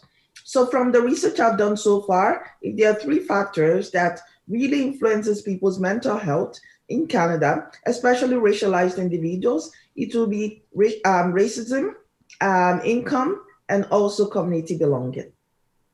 Doctor, you wrote a piece. This was back in November of 2020. It was published in the Edmonton Journal. People can search for it in the archives. It's time to tackle systemic racism in healthcare. This obviously about 6 months ago at least. You wrote there is a hidden underbelly of racism that exists in healthcare, and it is directly responsible for many negative health outcomes. Now, some people that hear this interview will go, preach it. We know. We could give you 100 examples. And other people will go, a hidden underbelly of racism in our healthcare system? What? Where? How? So where is it with regards to how it manifests itself, whether it's access, whether it's quality of care? What are we talking about specifically? I'll just give you an example. The COVID-19 pandemic has really, really shed light on issues related to how racism impacts mental health, impact health outcomes. So we know from COVID-19, from data around COVID-19, that Black people are most likely to have COVID-19 infection. And we know that not from Edmonton, but from all the data that's been collected in Ontario, in Quebec, that if you're Black, you're more likely to, and what are the reasons for that? Many of the reasons for that is actually the underlying determinant of health, including the fact that Black people are more likely to work in the lower tiers of the workforce. And of course, when you look at the reason why Black people are more likely to work in the lower tiers of the workforce, is oftentimes because of issues related to discrimination and segmentation in the lower tiers of the workforce. So in the long run, yes, we can look at issues and say, oh, there's COVID-19 infection, and when we look at the data, we can see that Black populations are more likely to get COVID-19 infection. But when we start looking at the underlying causes of the causes, then we start seeing, okay, for example, when you look at the nursing profession, which I am at, it's white on top and it's Black underneath. And what are some of the factors that actually contributes to that? When you go to personal support workers, you find more Black people. When you go to people that have PhD, you find less. Less Black people. Then you start actually seeing the fact that there's underlying issues related to racism in the Canadian society and racialization in the Canadian society that actually contributes indirectly and directly to health outcomes. We also know that some populations experience racism in terms of accessing services. So we know, for example, research that has been done that shows that pain management is different. That some healthcare professionals provide different forms of pain management for people based on the color of their skin or based on their race. And this is things that arises due to both conscious and also unconscious biases that people have. And that's some of the things that we need to tackle. Doctor, may I ask you about your personal experience? You're talking about how there are very few in the nursing profession in particular was one example you gave. You say there are very few Black men or women or professionals with PhDs or so-called at the top of the profession. What has your personal experience been like in this regard? I mean, have you experienced a lot of this? Are you speaking from a firsthand perspective? So, a lot of the work that I study in terms of Black youth is trying to really fix some of the experience I had myself as a Black youth and ensuring that, someone else does not experience that. So, for example, when we look at the nursing, people that have PhDs in nursing in Canada and have a tenure track faculty position, we don't have, too many. I'll probably doubt if we have, more than 10 that have tenure track or that are tenured in Canada. And that is one of the challenges we have. So we see in terms of, the nursing profession, it's more concentrated below the hierarchies. So, that's something that as, people talk about nursing, it's the healthcare workforce is like a cappuccino. It's Black underneath and it's white on top. And there's a need in terms of mixing it up. And that also has actually implications. for health outcomes. Because we know, for example, some of the Black youths that have spoken to us, in the past, they talked about the fact that they go to a healthcare professional. They say, I've experienced racism because of my mental health. And the healthcare professional just wants to brush it off because they themselves have not experienced racism, or they don't have tools in terms of how to deal with racism.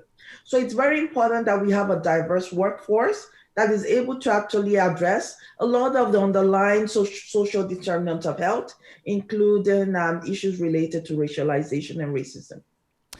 We received so many different examples, and I'm so grateful for what you're talking to us about here. I want to show another one on my screen. I received this tweet. I don't know much about this group, quite frankly, except for there's an association. It's a modest following, just 13 followers right now. The Association of Mexicans in Calgary says they advocate and organize with migrant farm workers in Alberta, and they tweeted at me yesterday. They said this is an urgent matter of equitable access to healthcare in our province. Said they're very concerned about migrant farm workers in Alberta not being able to access the vaccine due to isolation, systemic racism, and lack of access.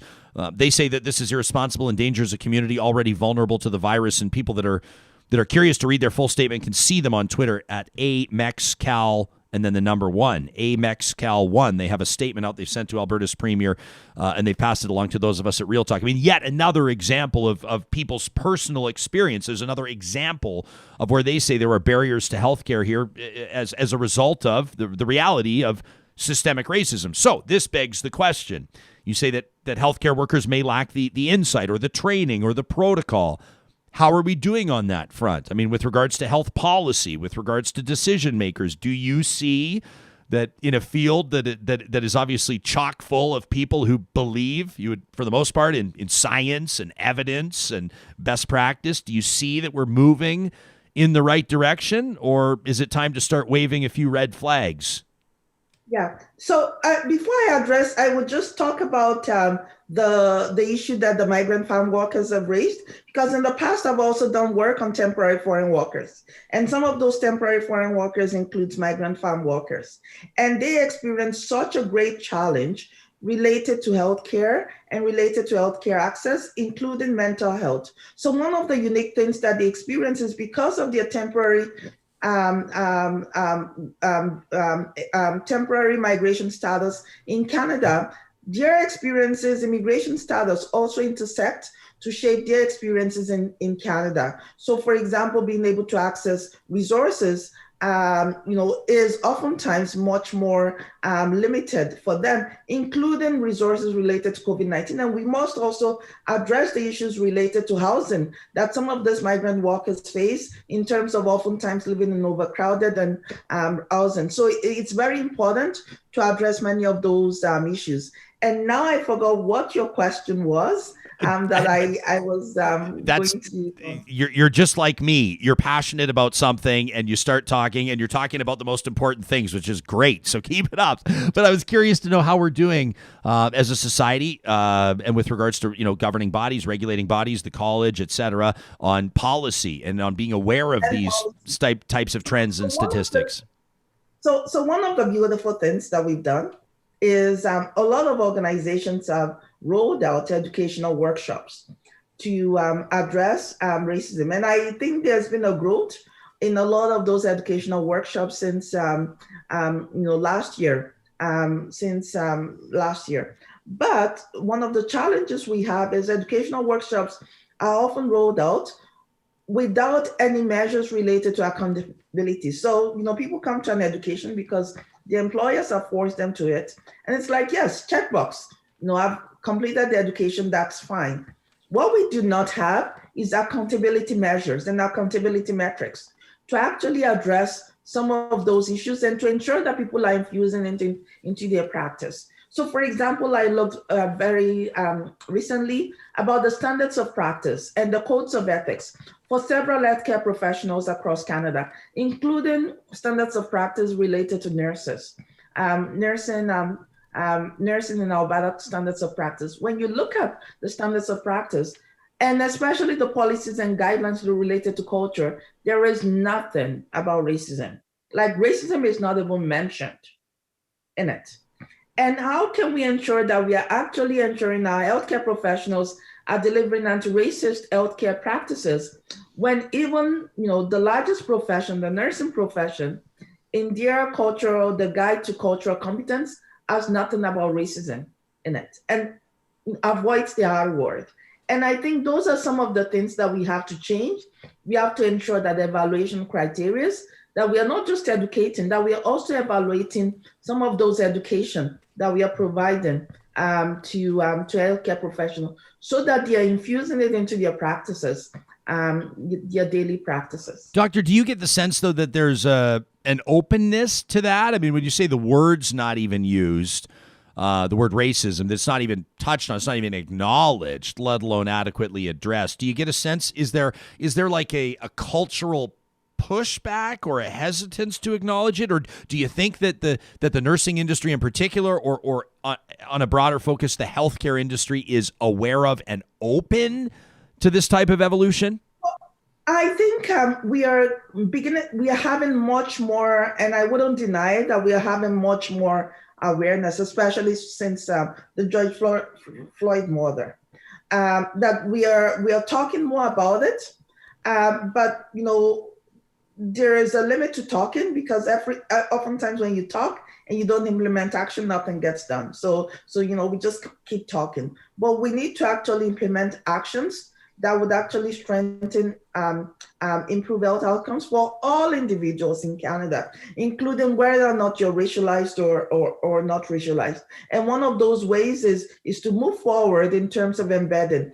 And I would say the public health, the Toronto Board of Health in Toronto, for example, identified anti-Black racism, for example, as a public health emergency. The Canadian Nurses Association also came out strongly and identified anti-Black racism as a public health emergency. In Ontario, the Registered Nurses Association of Ontario has been rolling out a series of webinars on anti-Black racism in the nursing profession.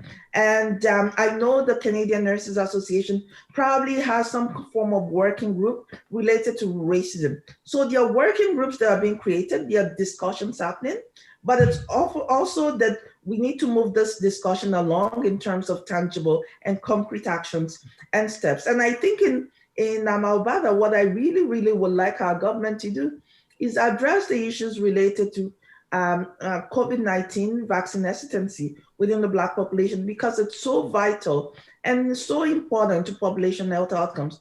So we know, for example, that Black populations have the highest rate of COVID-19 infection. And we know that because of their past experiences related to racism, they also have the lowest rate of vaccination from COVID-19 infection. And we need to actually have tangible and concrete measures in Alberta to address this, especially in this climate or in this condition that we are.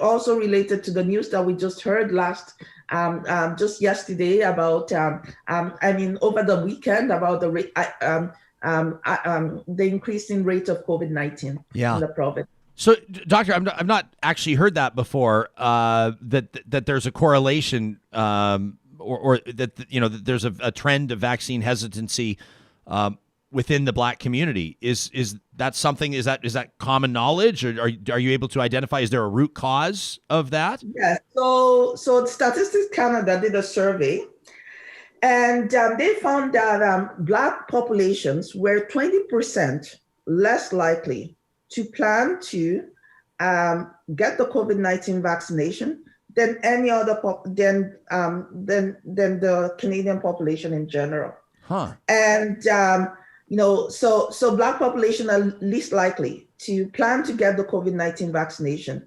And when you look at the reason, so in the past, I'm part of an organization that has rolled out educational workshops to increase COVID-19 acceptance rate among Black populations. And oftentimes when you hear some of the stories or some of the underlying reason, it's actually because of people's past experience of racism. So for example, we have history of research that has been done related to vaccine among infectious disease control among Black population that was actually racist in its approach. And, people still reference that. And also people's trust of the healthcare system. And the trust of the healthcare system influences whether or not people will be willing or not willing to get the vaccine. And oftentimes because of lack of trust, because of people's experience of racism, that decreases people's acceptability or acceptance of COVID-19 vaccine. So yes, it is well known. It's a Statistics Canada data. I can provide the data to you, and you can probably tweet it on your website. I'd be happy to. The Statistics Canada data that shows that Black populations, and one of the dangerous things is Black populations are also have the highest rate of COVID-19, and they have the highest rate of COVID-19 infection, but the poorest vaccination rate. And this is one thing that our government has to consider and has to address as a vital importance in this day and age. We've got a great comment here on our live chat. An audience member basically says, this is Heather. I mean, how do you stop, though, the distrust of the medical system if you don't address racism in the medical system? Which is it's a simple question, but it's a huge question and an important one. Yes, because for example, if you're a Black person and you go into the healthcare system, and people already have bias and conceptions of you, and and you always, I had some people that I interviewed, some Black men, a Black man that talks about the fact that whenever he approaches anyone, he's oftentimes have to always put out this perception that I am not going to hurt you, I'm not going to harm you, because there's this feeling that because I'm Black, I am I'm going to harm you. And that's everyday experiences that some of our youth face.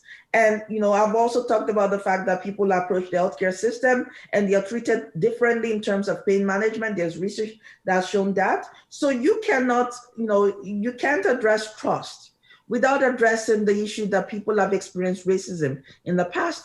And we also have Canada's history of racism. So for example, in the past, there was a time in Canada that Black people were denied in Canada to come to Canada based on the color of their skin. So there was an explicit immigration policy that says, if you're non-white, that we bar you based on, races that cannot survive the weather of Canada. That's how it was framed. But we do know the reasons for that. And then we also know that there are embedded racism that people experience when they are trying to access healthcare. And all this shapes the trust that people have. And of course, when people don't have trust in healthcare professionals, it affects the ability to actually accept suggestions or recommendations by healthcare professionals. So this is one of the reasons. So actually, racism, and when I say racism is a public health emergency, and when Toronto Board of Health says racism is a public health emergency, this is one of the reasons why we say that, because it is really, in the day of COVID-19 infection, that it is a public health emergency to address racism as a social determinant of health.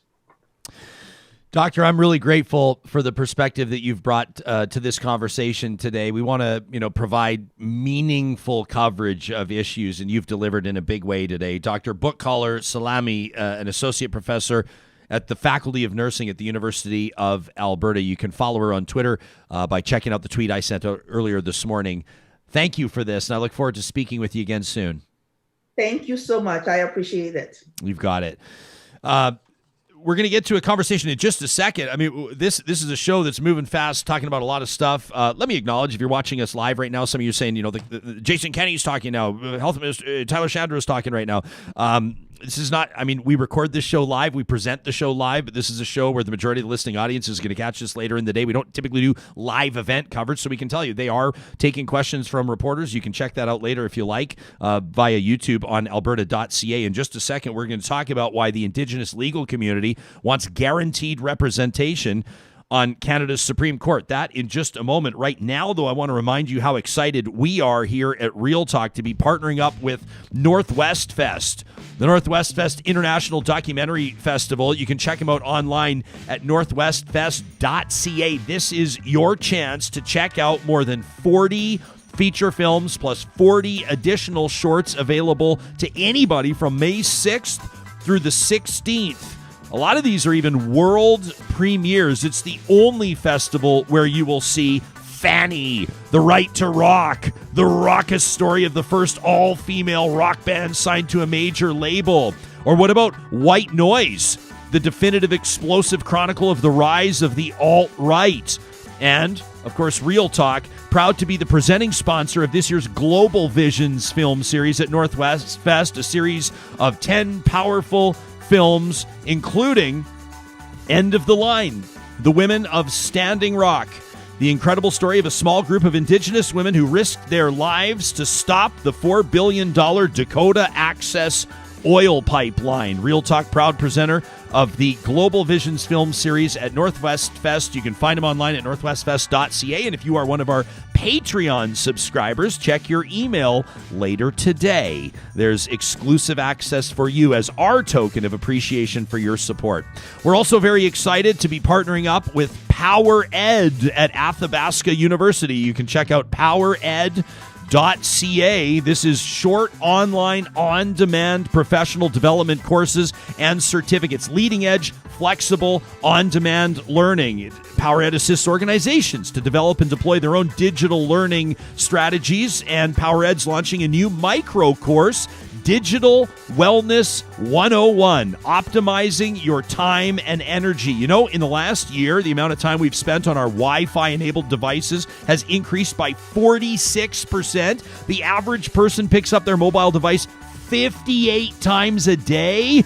PowerEd Digital Wellness 101, that's actually going to be the focus of our Real Talk Roundtable this Friday at 11 o'clock Eastern, 9 o'clock Mountain. That's Digital Wellness Day. It's a feature that you will not want to miss. Well, the Indigenous legal community wants the Prime Minister to reserve a permanent spot on Canada's Supreme Court for an Indigenous jurist, a judge, without regard to whether the person is bilingual in English or French, beginning with an appointment to fill a vacancy this summer. Drew Lafond is president of the Indigenous Bar Association. Welcome to the show, and thanks for making time for us today. Thanks for the invitation. And this is really exciting. I think this is the first time that we've ever been invited to speak on a podcast on this very important pressing topic. So thank you and for giving us the opportunity on this one. Well, we're thrilled to have you here, Drew. Let's jump right into it. Why is this such a priority? Why is this so important? I'm speaking here today in my capacity as the president of the Indigenous Bar Association, which is a not-for-profit association representing over 350 Indigenous lawyers, judges, students across Canada, and academics. And the reason why this came to the forefront and on part of our agenda in the past 12 months was it became evident that Justice Abella was going to be retiring this summer. And obviously it's a very important, she's a very important representative, particularly for the Jewish community, and her experiences and lived experiences that she brought to the bench during her tenure was, I think, extraordinarily valuable. But then the question resurfaced, which a lot of our members had pushed on our executive to really raise awareness about, was that a pretty disturbing fact, which was that in the 145-year history of the Supreme Court of Canada, there hasn't been a single Indigenous judge appointed to the bench. We've had no representatives serve on the bench in any capacity, notwithstanding the fact that the country's highest court is essentially responsible for deciding nationwide issues of national importance regarding Indigenous rights, title, and reconciliation. So we got to a point as an organization where our membership, which is comprised of a lot of individuals who had actually been considered for the top bench in the past, and we're fed up with the way that the system had worked. It hasn't served Indigenous peoples to date. There's been systemic barriers, some artificial, arbitrary barriers that have been erected, and some general endemic disregard for Indigenous laws that I think we can attribute the exclusion of Indigenous peoples to the bench to. And we're just, we really do have a point of urgency on this one to try to get it pushed forward as quickly as possible. Yeah, Drew, I want to ask you, and I mean, the nice thing is we have the luxury of as much time as we need, because I suspect I'm asking you a question that's probably a pretty huge one. But I've asked you to characterize the relationship that Indigenous people in Canada have had with the justice system, or the legal system, as you may prefer to call it. When we talk about barriers, I mean, obviously, I think that this is a symptom, a lack of Indigenous representation on the Supreme Court, but it obviously doesn't start there. So when you say in the more than century-long history of this court, there's been no representation, can we dig into what might be part of the root cause of that? Certainly. And speaking today from Treaty 6 territory from the Muskeg Lake Cree Nation, I'm wearing red for a reason. We're wearing red in commemoration of missing and murdered Indigenous women across Canada. And that just, today is a day that's a matter of commemoration. And I mean, there has been a lot in terms of the politicization of and the awareness campaigns that have gone out about missing and murdered Indigenous women. I think one of the things that doesn't get conveyed as part of those campaigns for Indigenous people is the human element to it, that at least every Indigenous person that I know in my life, including myself, have been impacted by a missing and murdered Indigenous woman. The lack of attention historically that the issue has received has been appalling. And the shocking thing about that is until the awareness was raised in the past decade, and it really has, the heightened awareness of it has been brought to the public attention. There was a long period of time where, unfortunately, this type of violence towards Indigenous women had become normalized, and there was no action at any levels of the justice system to try to turn around the trend, which was if there was a missing and murdered Indigenous woman, that case would get lost in the files, pushed to the back burner, ultimately not given the attention that you would have received had it been a person of any other demographic. So I think it's a really important item today to discuss and to commemorate all the people whose lives were lost as part of this crisis that our country had experienced for several years and decades ultimately. And this is an endemic problem that Canada has to deal with, and I think it's fundamental. And it's a part of reconciliation that the onus is on Canadians to try to ensure that we give our close attention to this issue to make sure that we stop violence against Indigenous women. Now, that dovetails nicely into your question about Canada's relationship with Indigenous peoples and where we sit currently, because you'll note that there was recently a report of the Missing and Murdered Indigenous Women's Commission that essentially studied and made recommendations, calls to justice about how we can improve the relationship between Canada's justice system and Indigenous peoples. But it's not even close to being the first in its report. And it actually is really a collaboration and a culmination of 20 reports over the last 30 years that have extensively studied the relationship between Indigenous peoples and the justice system, particularly their interaction as victims or offenders against the criminal justice system. And we're talking about major inquiries, reports, and commissions that go all the way back to the 60s and 70s. Notable ones: Royal Commission on Aboriginal Peoples, Truth and Reconciliation Commission. You have the Manitoba Justice Inquiry that happened in the 90s as well too. All of which there's been an examination, a thorough and in-depth examination of some very important aspects of the justice system. Missing and murdered Indigenous peoples was one. Policing of Indigenous peoples is another. The lack of representation at administrative levels of the justice system is another.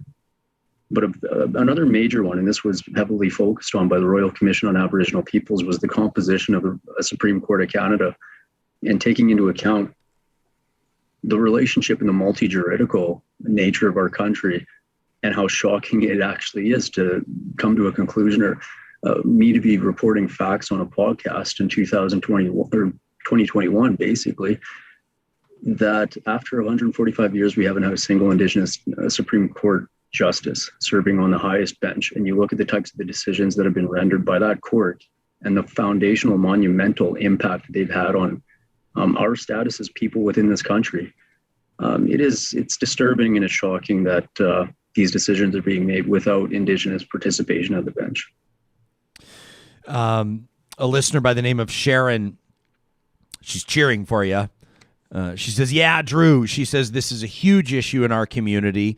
She says, we so need equal representation in the judicial system. Sharon goes on to share the heartbreaking detail that she lost a friend. She said a friend of mine was murdered, says no one's ever been charged.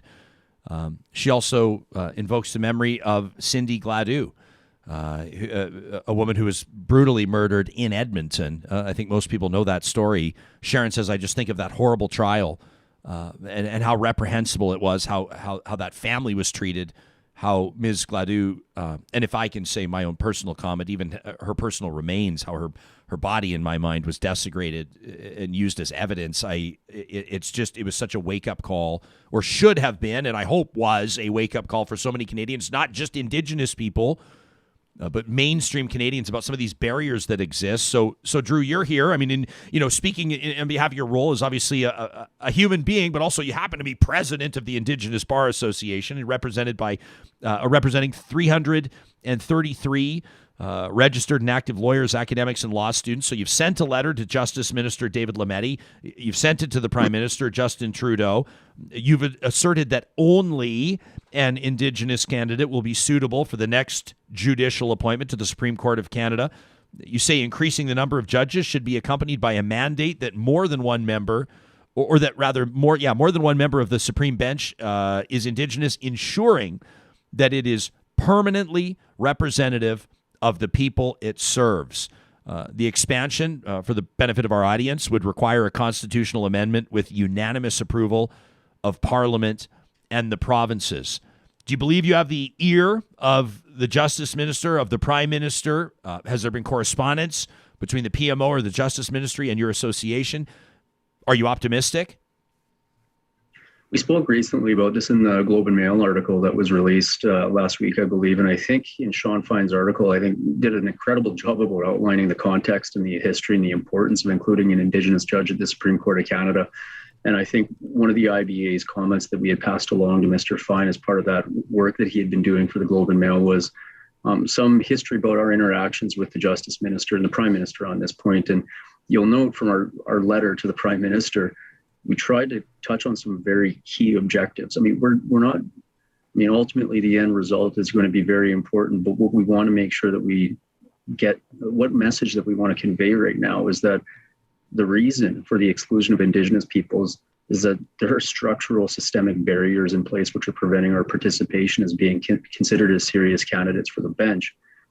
A couple of them. The first was representation on the Independent Advisory Board that serves as the selection body, independent and autonomous from government, responsible for vetting candidates to the Supreme Court of Canada. Now, currently there is no process to guarantee the appointment of an Indigenous nominee, and what we've asked for is that the Indigenous Bar Association, as representatives of practitioners who are Indigenous in the country, have the ability to appoint a nominee to that Independent Advisory Board, and that would be one structural change that we could ask for. The second would be obviously the elimination of the bilingual requirement to serve on the bench. And this one, I mean, we can unpack it. I'm glad we have a little bit of time on the show today to unpack this. It's tough to do in a small snippet, but the history to this one is that if you look at what had happened with the Supreme Court of Canada reference when Prime Minister Harper was in office in RV Nadon, and if you recall in that case, the Liberals were extraordinarily critical, or they criticized heavily the appointment by Prime Minister Harper to the Supreme Court of Canada in that case as tinkering with the composition of the court. And what has happened in this case is something that it's relatively analogous to that point. The Official Languages Act is up for amendment, and there's a proposed amendment in there which would make it mandatory that in order to be eligible to serve as a Supreme Court justice, you would have to be bilingual in English and French. Now, obviously, we have raised this. There are two troubling aspects of it. The first is, as you had noted, whether this is constitutional. And I think when it gets down to the meat on this one, when we grind it out as constitutional lawyers, I mean, there are a lot of people who have some very serious issues with the proposed amendment. I'll leave that there. Let the constitutional lawyers argue about that one for other purposes. But from an Indigenous perspective, I think one of our members, who is actually a very senior practitioner and judge, a former Ontario Court of Appeal Justice Harry Lafond, said it best when he said that bilingualism is and has been and was always an impediment and an obstacle for his appointment to the Supreme Court of Canada. And obviously, somebody who had made his way through the courts, had been a very well-respected practitioner and obviously a very active member of the Indigenous community, would have been an ideal candidate for the top bench. And I think part of a natural progression that he make the next step and actually represent the interests of Indigenous peoples at the top court. And unfortunately, in his view, the bilingual requirement was a very tough one to overcome for two reasons. The first was that functional bilingualism is a very tough thing to nail down, and it's an arbitrary barrier that, for better or for worse, some of our members suspect is being used as an excuse to excuse them as participating. Drew, I didn't realize that's only been a thing since 2016, right? That was under Prime Minister Trudeau, the bilingual requirement for a Supreme Court justice. I didn't realize it was that relatively recent. Certainly, and that's one of the things where it was never legislated. You won't find a requirement in the Supreme Court Act that you be bilingual, notwithstanding the fact that when the Supreme Court Act was enacted, we took into account as a country what we thought the composition of the court should be and how to include the French language and the representatives from the French common law into our top court. That representation was secured through the Supreme Court Act, and the composition of the top judges there is legislated, and it's explicitly prescribed by statute. Now we're in a position which has quasi-constitutional status. And again, I don't want to go too far down that path about how constitutional it is and what challenges might be imminent. But from an Indigenous perspective, that bilingual requirement since its inception has certainly been criticized by all members of the Indigenous legal community for two reasons. Like I said, the first is that Mr. Lafond was very clear that as an adult, if you're going to be learning a second language, your first priority as an Indigenous person, especially if you're involved in the Indigenous legal community, is to learn the language in which your relatives and which your ancestors and which everybody practices in your traditional territories.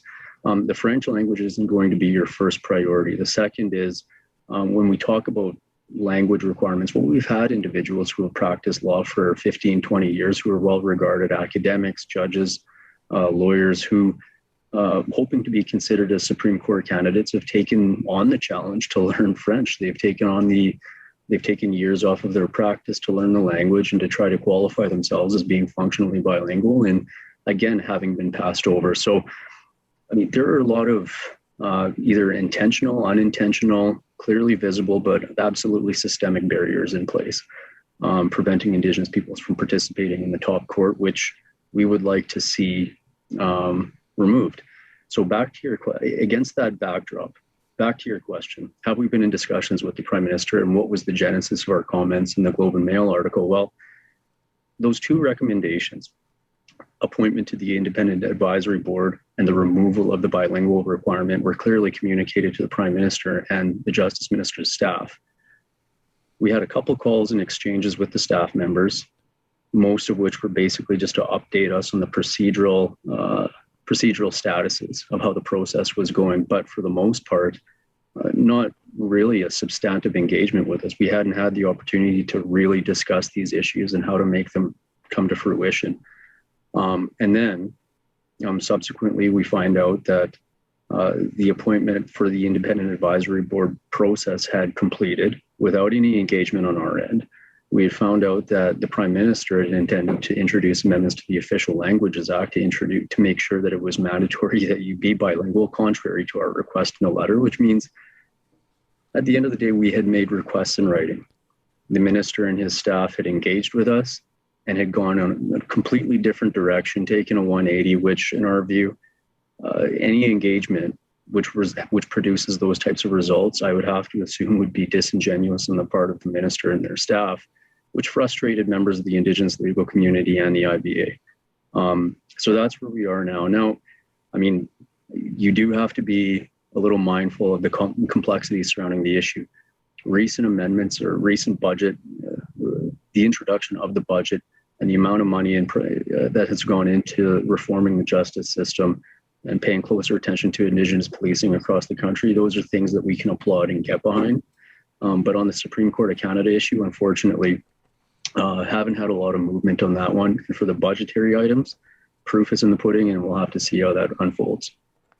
We've got a really interesting sort of a debate underway on our live chat right now around the requirement of bilingualism and whether or not bilingualism should even simply imply French and English, Canada's two official languages. I mean, someone on here says, well, why not recognizing Cree as an example? The Watcher says, when I was little, they had mandatory second language classes in my Northern Alberta school district, French or Cree. Says this was a Dene land and that wasn't intelligibly Cree. Hawes says you could be a judge, but only if you speak both of our colonialist languages.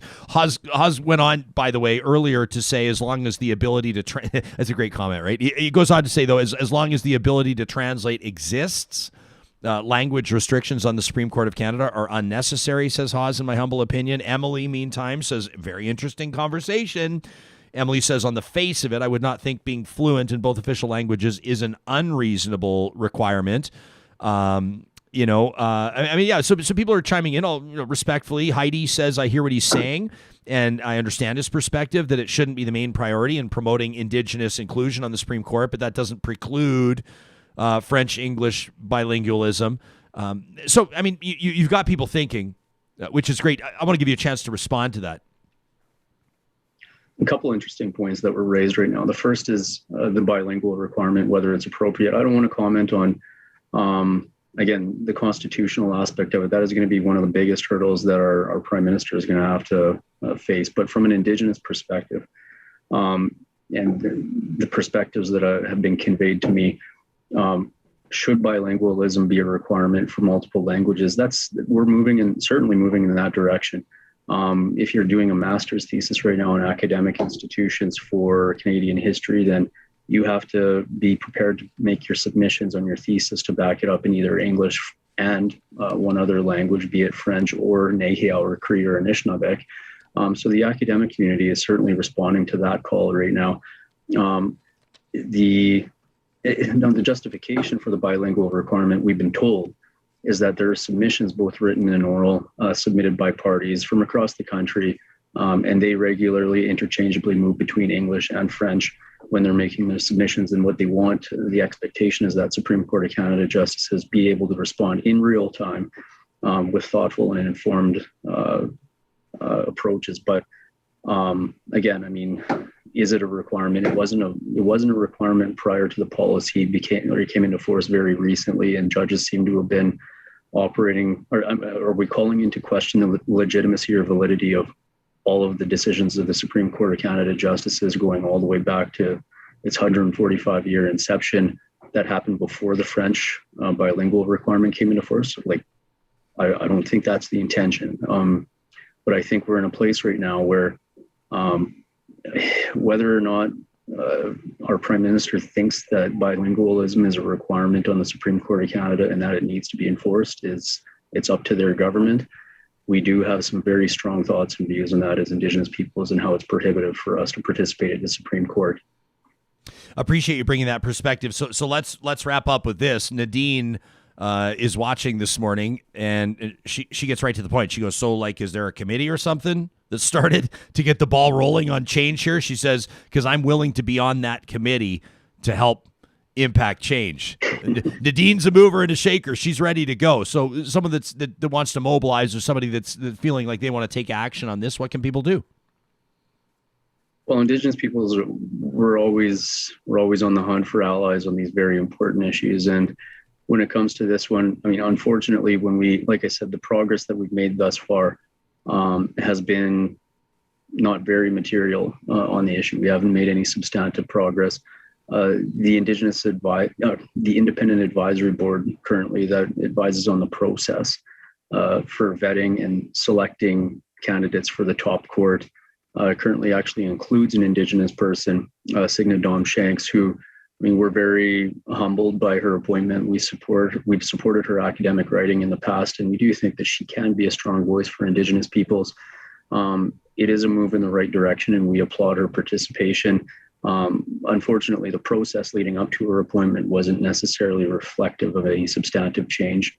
And that's, as an organization, what we hope to avoid is gestures of tokenism and appeasement by federal or provincial governments. We're in a position right now where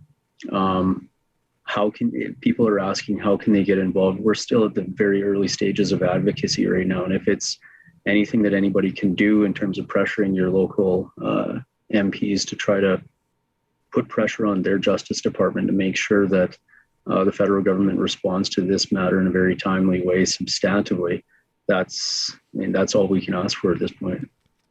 Drew Lafond is president of the Indigenous Bar Association. You can give him a follow on Twitter at Drew Lafond if you want to learn more and link to some of the stories and resources that he's been referencing. It's been an honor to have you here. I look forward to having further conversation on this, Drew. Again, thanks for the invitation, and it's always great to have a little bit of time to speak on these types of issues and our first invitation to a podcast on this one. So thank you very much. You got it. We're proud to be that podcast. Thanks, Drew. Yeah, I got to say, hey, Sarah, that's the beauty of a show like this. We'll take our commercial breaks. I know it drives Sam Brooks nuts sometimes, but there's often times in shows like this, very little structure in the sense that when a guest says, I'm going to need some time to dig into this, we can I'm fine with that. We can say, start digging. And that's a great conversation. That was a good conversation. It's a great conversation. These are the types of things that, I'm going to be honest, if this impacts you personally, like I was noting some of our audience members, Sharon, what a powerful for Sharon to have lived the nightmare of losing a friend. A friend of hers was murdered. Says no one's ever been brought to justice. Charges have never been laid.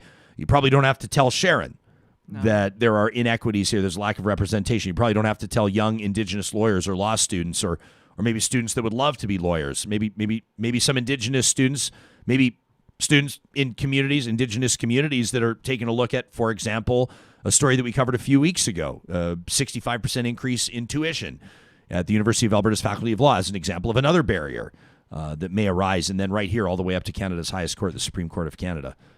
Some great insight from him. We're going to check in with Sarah in just a second. Of course, she, as the producer of this show, has been keeping an eye on the news availability of some of Alberta's senior cabinet ministers, Justice Minister Madhu, Education Minister LaGrange, Health Minister Chandra, and, of course, Premier Jason Kenney. First, we wanted to remind you that our friends at Park Power sponsor our hashtag, the Real Talk RJ hashtag, which is the one that we keep an eye on during the show and outside of show hours as this podcast reaches many of you through the course of the day and you share your thoughts with us. Appreciated Lynn using our hashtag to say thank you, Sarah, for your reference this morning to May 5th as a day of remembrance to honor the lives of missing and murdered Indigenous women and girls. Lynn says this slides from our concerns too easily, except for the thousands that are directly impacted. She hashtags Real Talk RJ. Lynn, thank you for that. The team at Park Power, in addition to powering that hashtag, also gives back to the communities where they live and work. They donate 10% of their profits to nonprofits. That's just one reason why you can be proud to take your business there. You know, you have a choice who you pay for electricity, natural gas, and internet. If you go to their website today and use the promo code 2021-Real Talk, they'll give you $70 off your first bill, no strings attached. A shout out to our friends at the Dairy Queens of Northwest Edmonton and Sherwood Park. These are the locations we're talking about, just FYI. If you're in Edmonton, Palisades, Nemeo, Newcastle, and Westmount. Shout out to Westmount. If you're in Sherwood Park, Y Gardens and Baseline Road. Those are the stores that Mark and Michelle and Mike own. And if you drop my name, if you tell them Jespo sent you, or if you mention Real Talk, from now until this weekend, they're going to knock $5 off a Dairy Queen Mother's Day cake. That's all you got to do. Drop my name, drop the name of the show, $5 off their famous Mother's Day cake at the Dairy Queens of Northwest Edmonton and Sherwood Park.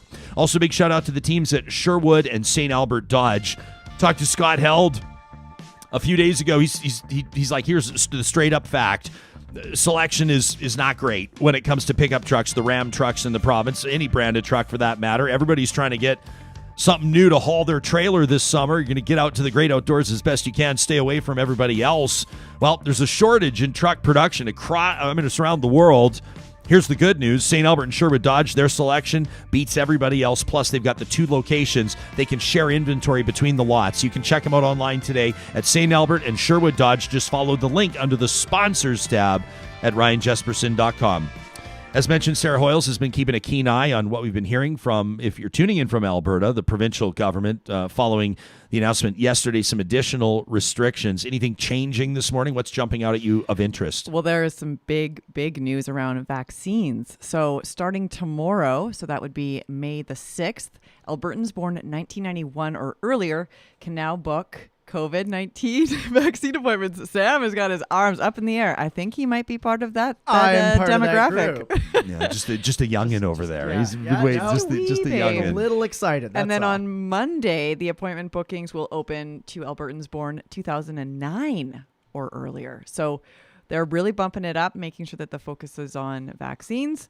And I mean, talk about, just getting everybody on stage today with the long list of people that were speaking, including Premier Jason Kenney. Yeah, I mean they've got all the they've got the heavy hitters out there. Mm-hmm. They've got the education minister, who Albertans haven't seen a lot of, quite frankly. Mm-hmm. The health minister is out there, the justice minister is out there, which I would imagine Casey Madhu, the honorable minister of justice, has got to be up there, because people are wondering with these new restrictions and fines doubling, right? Are they going to be enforced? That's what a lot of people are wondering. That's what you can talk all you want about. Let's follow the rules. Let's all get vaccinated. But fines are there really I was going to say for one purpose. Let's say two, as a deterrent, but also as a watermark of here's what happens when you do this or if you don't do this, and people want to see it enforced. Absolutely. I think some of the sentiments that I was tracking yesterday was, 0 times 0 is, or 0 times 2, because they're doubling, is still 0. So if it's not enforced, if tickets are not given out, or tickets are given out and then waived, 0 times 2 is still 0. Yeah. So absolutely, I think this comes down to enforcement. I'm encouraged by seeing what is happening in Mirror, Alberta, where the cafe is being closed down. That's been, flouting all of the orders to shut it down or comply first, and if not, shut down that cafe. The Whistle Stop Cafe in Mirror, Alberta. So, maybe that's a sign of things to come. I'm fingers crossed. I really, truly hope that enforcement becomes a priority, because that's how we're going to get this thing under control. Yeah, very well said. And that's not just it is my opinion. Absolutely. But I mean, look in other jurisdictions, what's worked, that's what's worked. So I'm not just pulling this out of the air, out of the blue sky. It's really this is tried and true. This is what's worked in other jurisdictions. Yeah. We got this from Shalane, who wrote in to say, I wanted to let you know what an 8-year-old boy in grade 2 said after watching the premiere yesterday afternoon. Says, my son said, Mom, I'm so glad I get to finally stay home since I can't get the vaccine yet. This is an 8-year-old. Says, I've been worried I would get COVID at school. Shalane says, my heart broke. Even though I know he's aware of going on, I didn't realize how much it had been weighing on him. I bet you there's thousands of parents right now that are going to hear Shalane's email and go, us too. We had no idea, right? Says, my heart broke, even though I know he's aware of what's going on. I wonder how many kids will sleep better now, knowing they're going to stay home for the next few weeks. Why did this take so long? She says, I was so angry I could cry. She says, on behalf of a real talker and a real talker's son. That from Shalane. Now, I acknowledge it also. I mean, let's touch on some of the obvious things. It's going to be tough for some parents, right? Well, there's ripple effects. There's going to be ripple effects. I know that a lot of businesses, the patios are closing. I think you have to close patios, to be honest. It breaks my heart. I have friends that personally own restaurants. I'm going to be talking to one later today. They're doing everything they can. There are so many people. I know it makes me sound, I have to always issue caveats and to be serious for 5 seconds, sort of the post Me Too thing. Just as a male, especially, I think now when I'm I'm going to go around hugging everybody, I'm always let me clarify. Yeah. People that I would hug before, people that might come up and hug me. Consent will be there. Yeah, there will be consensual hugs. Although the word consent these days too, I'm not sure. What was the consensual altercation with the 14-year-old student? I'm not trying to drive you nuts, Sam. The release from Edmonton's police officer that it was a consensual altercation when 7 guys beat the shit out of a 14-year-old and dropped the N-word. It was consensual apparently. Let me not make this a laughing matter. I'm going to hug and throw money at so many different people, restaurateurs, store owner. I can't wait. And I know that I speak on behalf of a lot of people as soon as we can. And I know that when we keep on saying, just keep fighting, just keep going, they're like, what do you think we've been doing? Yeah. What do you think we've been doing for 14 months? And there's going to be restaurateurs that have spent more on compliance. They've done everything, and they've paid for all the plexiglass, and they brought in the extra. They've gone to talk to the AGLC, or they've talked to municipal governments, and they've done everything they can to have spread out patios, and they've been turning Allen wrenches at night, putting together picnic tables, and we get it, and we feel it. And I feel sick for these people. We were talking in our group chat, that sort of private Politico group chat that I'm in, and people are saying, well, what about malls? Like, malls remain open. Yeah, stores are at 10% capacity, but what about the common area of malls? I mean, malls are a gong show right now. One of our friends offering up the valid point that he says, well, you disadvantage then retailers that are in malls as opposed to retailers that are not in malls. And I'm sitting there going, like, but these are the types of things where I know you have to be sensitive. And I know it's easier for me because I'm being armchair premier right now, or I'm being armchair health minister right now, which is a really easy job. It's a lot easier than the actual job, right? Where you can't, but sometimes I think, as they say, and this is a very insensitive way to put it, but to cut to the chase, you got to break a few eggs to make an omelet. Like, every once in a while, you're going to have to say, I know this is really lousy. And I know this is going to upset some people and some donors. And I know this will mean the end of some restaurants. It will. And it's tragic. And it's brutal. And it has. Many. That's a fact. But at the same time, you look where the numbers are at, you look where the trends are at right now, and you listen to the warning of healthcare professionals that are looking at statistical data, evidence. I mean, Dr. Darren Markland, the ICU doctors, had to cancel on us yesterday. He's unavailable today because his presence is absolutely required, every single minute of it, for him to be present. He said, I am literally running around the ICU right now. What more of a perspective check do we need that our guest, an ICU doctor, is unavailable for more than 2 days and counting because he cannot find 5 to 10 minutes? I mean, at some point, you've got to do something, or this problem is just going to grow and grow and grow. That's kind of what a pandemic does. I know I'm not stating anything profound. I'm stating the obvious here. But ultimately, when it comes down to it, I think that's how you have to make the decisions. I'm totally in agreement. I think we kind of, poked fun at it, but the idea that, the signage changed for the provincial government, where they went from the purple to the yellow, and they changed the language. So they're talking about spike. And so if someone who is the most reticent, the most reluctant to actually acknowledge the presence of a pandemic and acknowledge the problem has now shifted their language, I mean, that is a huge red alert or yellow alert in this case.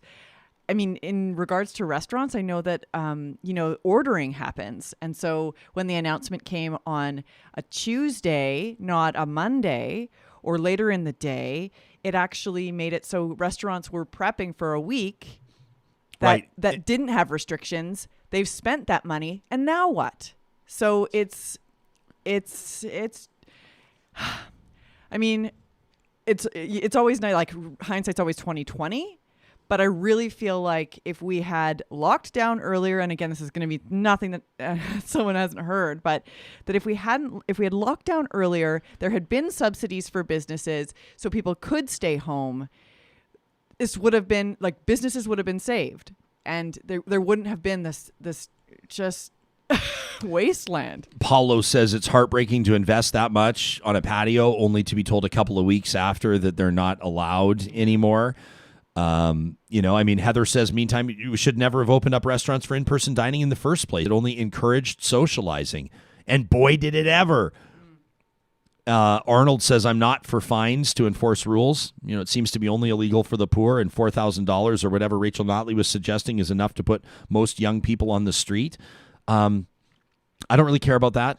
I think, 4,000. What is it now? Is it like $2,000 or something like that? I mean, which is not a joke. But like, if you don't want to get hit with a $2,000 fine, don't. Listen, I'm not the type of. I am not the person. I've been on the record here, not on this show. We haven't been around long enough, but I've been on the record in public dialogue for many years. I am not the type of person that says, oh, with regards to police departments wanting access to people's doorbell cameras, or with regards to public surveillance, or with regards to if you got nothing to hide, don't worry about it. I am not that guy at all. However, in this circumstance, I am that guy. I mean, the people may call me a hypocrite because in conversations about photo radar, for example, people say, well, if you don't want a photo radar ticket, don't speed. And I'm like, well, that's overly simplistic, and it doesn't address the core issue here of failing to invest in police officers and the value of traffic stops with regards to everything from, heck, DUIs and drunk driving all the way through to stolen property and human trafficking. I mean, there's value in police officers stopping people with cause. I'm opening up a can every 10 seconds here is what I'm doing, because now people are going to want to talk about carding. But let me just make my point. My point is, I'm not the person. I promise I'll give you the floor back, Hoyles. I promise I will, because she's like bouncing in her seat. I am. And what's the point of being a producer in this room if you don't get to talk? So I will allow you to talk. I don't have to allow you to talk. I will see. What I'm saying is I will cede the floor.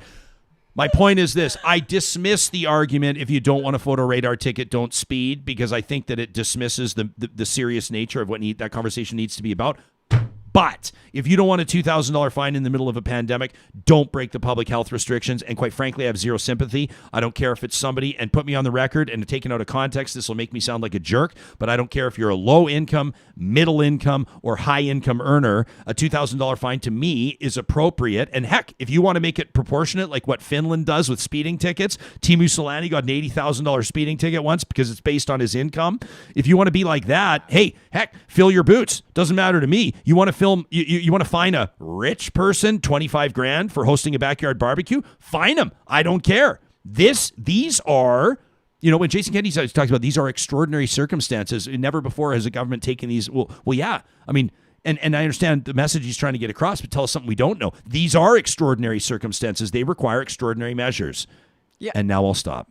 Well, and just like the whole use of the term precedented, like, oh, this is unprecedented. It's like it's lost. It's like when you say a word enough times, it just like turns into mush and it doesn't have any meaning anymore. So exactly, unprecedented. This is something that, we've never experienced before. To me, I can see where people would, come in and come at you around, well, if you don't think that police need to be in certain places and enforcing, and now you want them to enforce. Just to me, it's not my own original thought, but the idea that, it's not, police don't lower crime. They don't.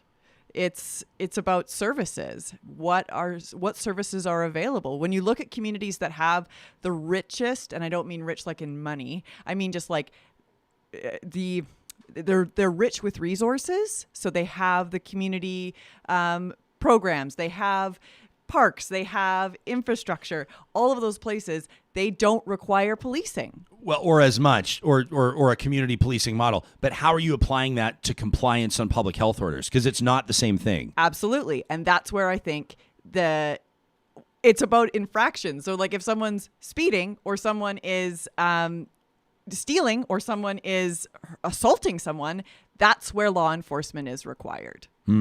Got it. And to me, that feels like a very clear delineation. Sam?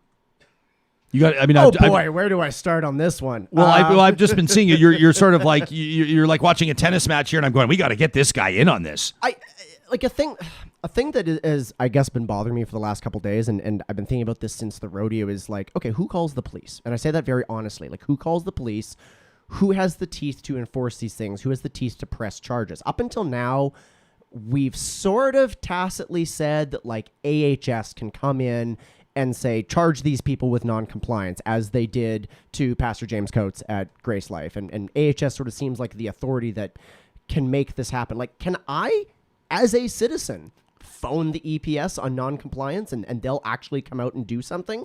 I'm not entirely sure about that. I totally agree with you, is that like, I mean, I tweeted yesterday, it's like, so 2 times 0 is still 0, right? Because, the way I see this shaken down is people that are connected, people that have money and have influence and have power are never going to see a fine.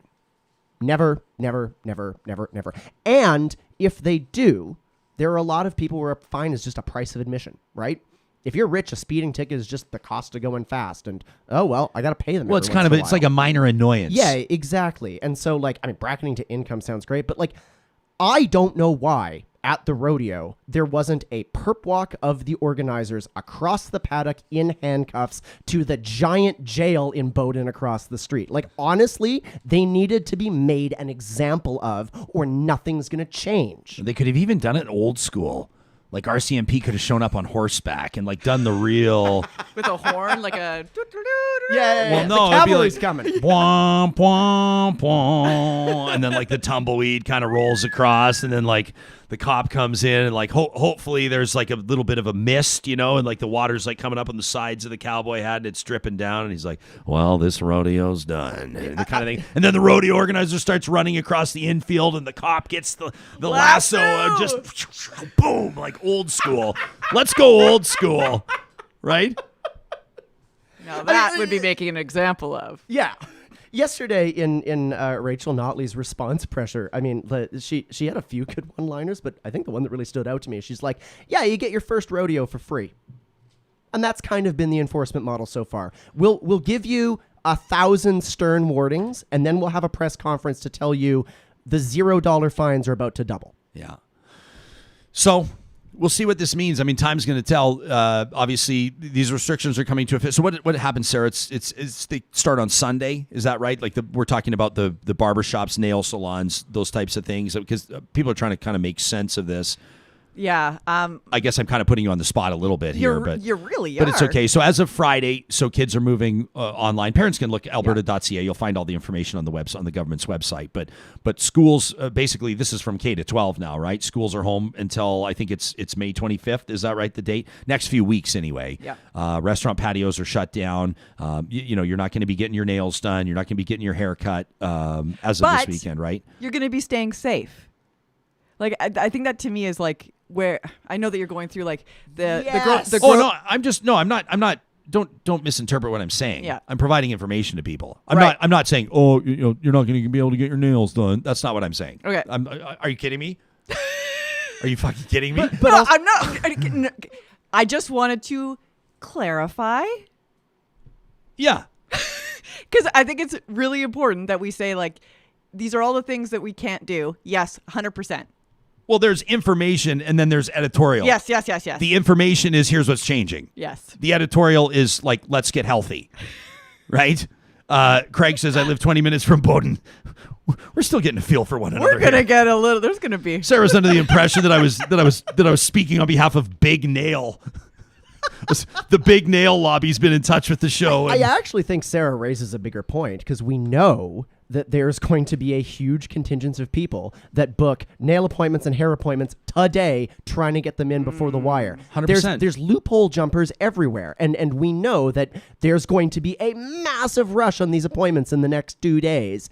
And that's totally antithetical to what we actually need to be doing right now. And the big point, like the verbiage that people are using when they're saying, we can't do this and we can't do that, and we're like, that's, I don't know. I'm get it in now while you still can. Yeah. Get it while the getting's good. Yeah.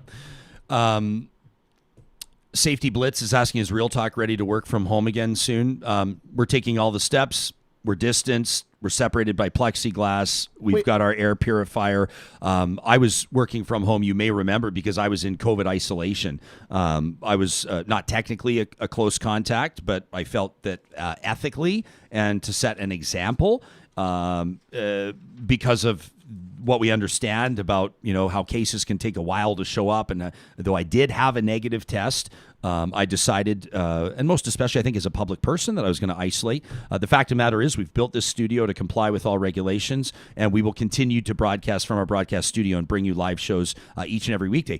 Obviously, if worst case scenario, one of us were to turn up with COVID symptoms, obviously we would isolate and take all of those necessary steps. And we encourage you, our fellow citizens, to do that as well. Hope says, I just love that Sarah and Ryan are still getting to know each other.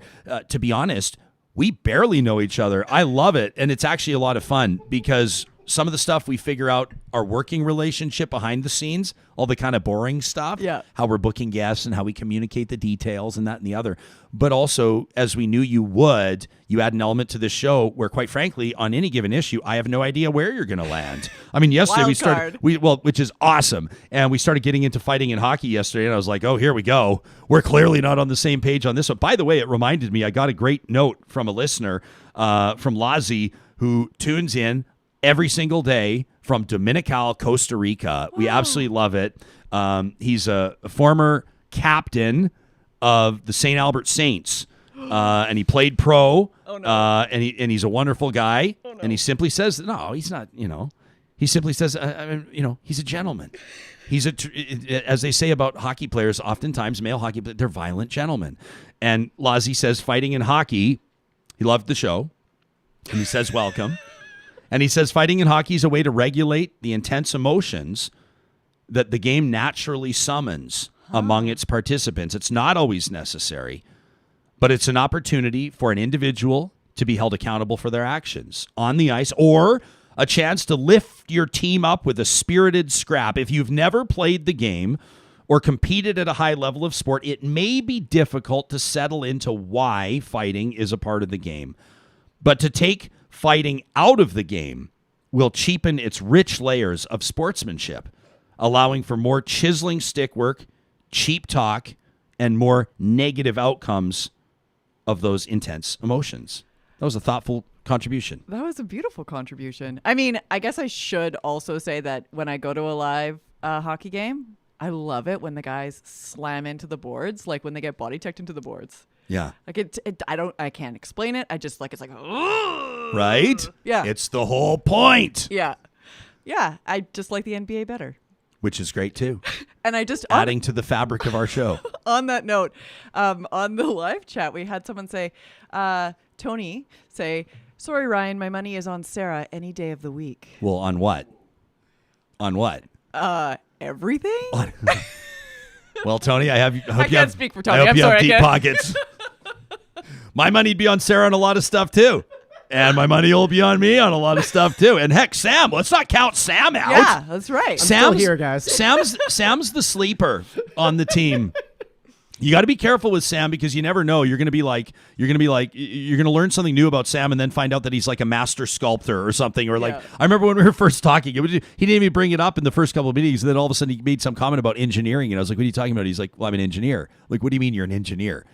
Well, I'm an engineer. I went to school for it. Now he's going to say I'm not a PN. She's going to point it out because that's what they do. Yeah. I had a past guest. He's got the ring though. I had a past guest reach out to me. They all have the pinky ring. That's the thing. That's the Illuminati. They won't tell us. They won't tell us about the pink. Because right, Sam? We can tell you what the ring is for. We can't tell you what happens in the ceremony. We're not a big privy. Difference. We're not privy to it. Yeah. Okay. What's it for aside from so you guys look at each other and you kind of have is there like a little like a wink or a secret handshake or something? What is? I mean, again, I can't teach you the secret handshake. I told you it is like that part of it is all the ceremony is closed. No, the general premise of the ring is you wear it on the small finger of your working hand, and it's just a reminder that like people's lives are in your hands when you're an engineer. It's a constant reminder that you look at, and it tells you that when you are an engineer, things matter. There are big consequences to what you do, and it just serves as a reminder while you're working that you have a responsibility. That's what the iron ring is for. That's very cool. That's very cool. I don't know if I can handle that's kind of the whole point of what makes engineers so important. And I'm proud. I've been professionally associated as the proud host of the last number of years of the Consulting Engineers of Alberta Showcase Awards and APEGA, Association of Professional Engineers, Geologists, Geoscientists, rather. So, I mean, my grandpa Rudy was a chemical engineer with Chevron for many years. I'm just like, so I've had a huge respect for it. I cannot imagine I don't know if pressure is the right word to use, but there is pressure inherent of being someone that designs, for example, a bridge or a tower, right? Like all these engineers. I mean, the fascinating science that's going in. This show could be like 9 hours long. We better wrap soon, but I've got a nail salon appointment to get to. Right. but in all seriousness, like the work that they're doing with regards to buildings that are resilient to things like tsunami or earthquake, or as much as possible anyway, or like those big bridges that span. What's that bridge? What's the one in the Maritimes? That's like there's a bridge that just spans a wild. The Confederation Bridge, right? It's just PEI, right? Yeah. Like imagine. I mean the immense honor to be a part of a project like that, but the pressure too, right? Yeah, and I mean, this could, my God, we could go into roundtable discussions on, what it's like to be a professional in any field that actually has a large responsibility put on you. But I mean, much like any other field, you rely on your colleagues. You rely on people to check your work for you, right? Yeah. Like that's how you mitigate the pressure. You know that by the time these blueprints land on a job site, hundreds of people have read them. Yeah. I love that. CJ Beats Bipolar, he's been on the show before, Chris, just an absolute beauty, real mental health advocate, says, I'm a crane operator by trade. Don't get me started on engineers. What does that mean? Is there like an inherent engineers rivalry? are not well liked on job sites. Is that why? Because they're Because sticklers? we show up and we tell people what the rules are and they get mad. But I would imagine crane operators would be pretty Yeah. into following the rules. You would think so, yes. I remember when I was in university and I worked construction labor as a summer job, and I made this mistake only once telling people that I was an engineering student, and then I just started saying, yeah, I'm Yeah. in sciences. Yeah. That's fine. Heidi is trying to make my life difficult. I say that with a smile and huge respect. She says, sorry, violence to regulate emotion. You cannot evaluate the dynamic of a professional sport in the context of a general society, right? It just doesn't, right? Like, if we're going to do that, then let's start talking about football quarterback sacks. Like, this is such a dumb example, but if I see somebody in a supermarket that's going to go for the last thing of soy milk that my wife sent me there to get, and I know I better come home with one or I better not come home, I don't just get to take that person out. I'm not applying the rules of sport to regular society. Don't get me wrong, right? Jillian points out the fact that's rather inconvenient for me. She says fighting does not exist in European hockey, in Olympic hockey. It's unique to hockey leagues in North America, most especially the National Hockey League. Sure, it's a style of play. It's a rule of sport. And I have no problem even going on the record and acknowledging that I'm somewhat of a hypocrite in the sense that I adore fighting in hockey. I'm the in-game host of the Edmonton Oilers. When there is a fight at a hockey game, my job is immeasurably easier.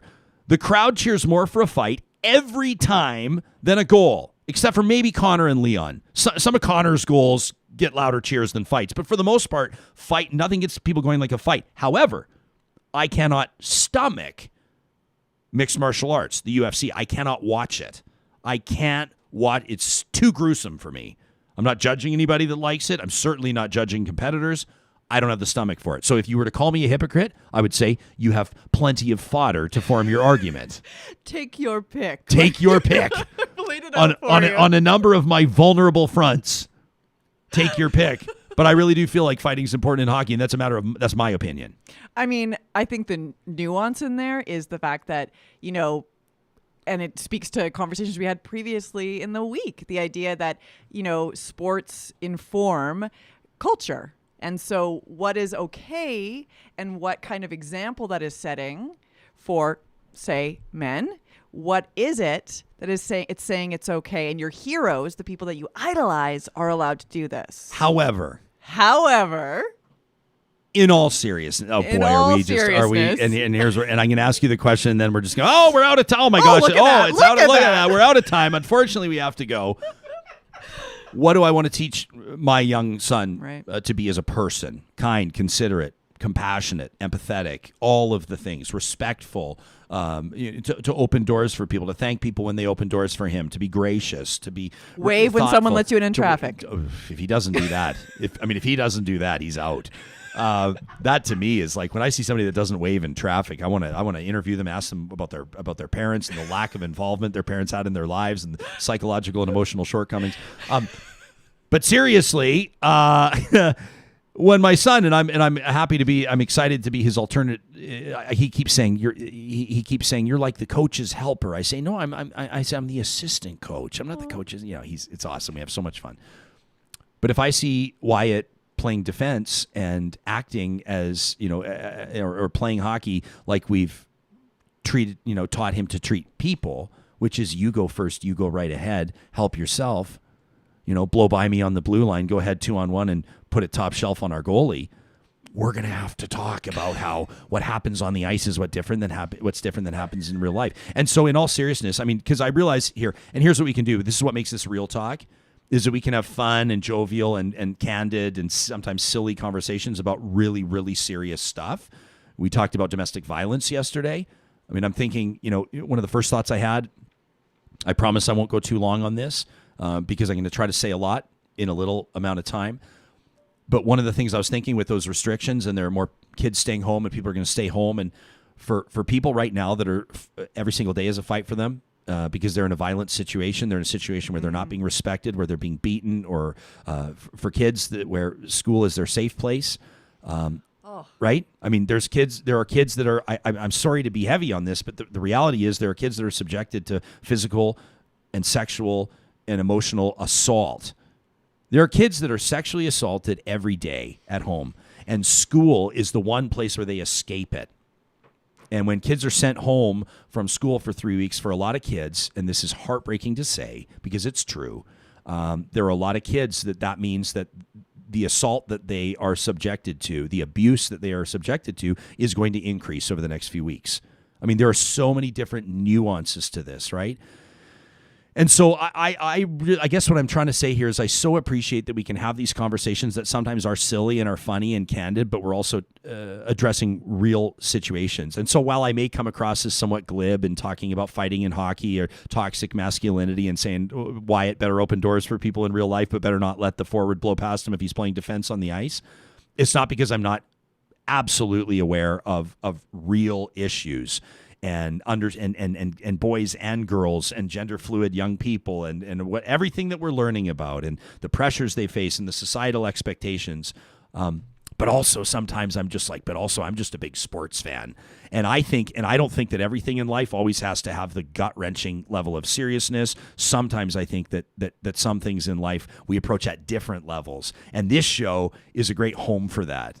And I'm so excited to have you two on board for this. And I'm so excited to have an audience that's on board for it and that shows up too. I believe this is probably the longest show that we've ever done. It's time for us to wrap things up. It might be. I don't know. We're 2 hours and 45 minutes. We're getting right up there. We're getting up there. So we better let everybody get to the rest of their days. We know we got some stuff to get to ourselves. Can I just say thank you to everybody that's been a part of conversations today. If you look at the ground that we've covered and you look at what we've still left on the table, it gives us lots to get into tomorrow. Tomorrow we're going to be talking to a couple of filmmakers whose exploration into the culture of vinyl is on display at Northwest Fest. We've got a great panel of physicians, including a palliative care physician, and Federal Minister Mary Ng will join us, plus other news of the day covered in real fashion.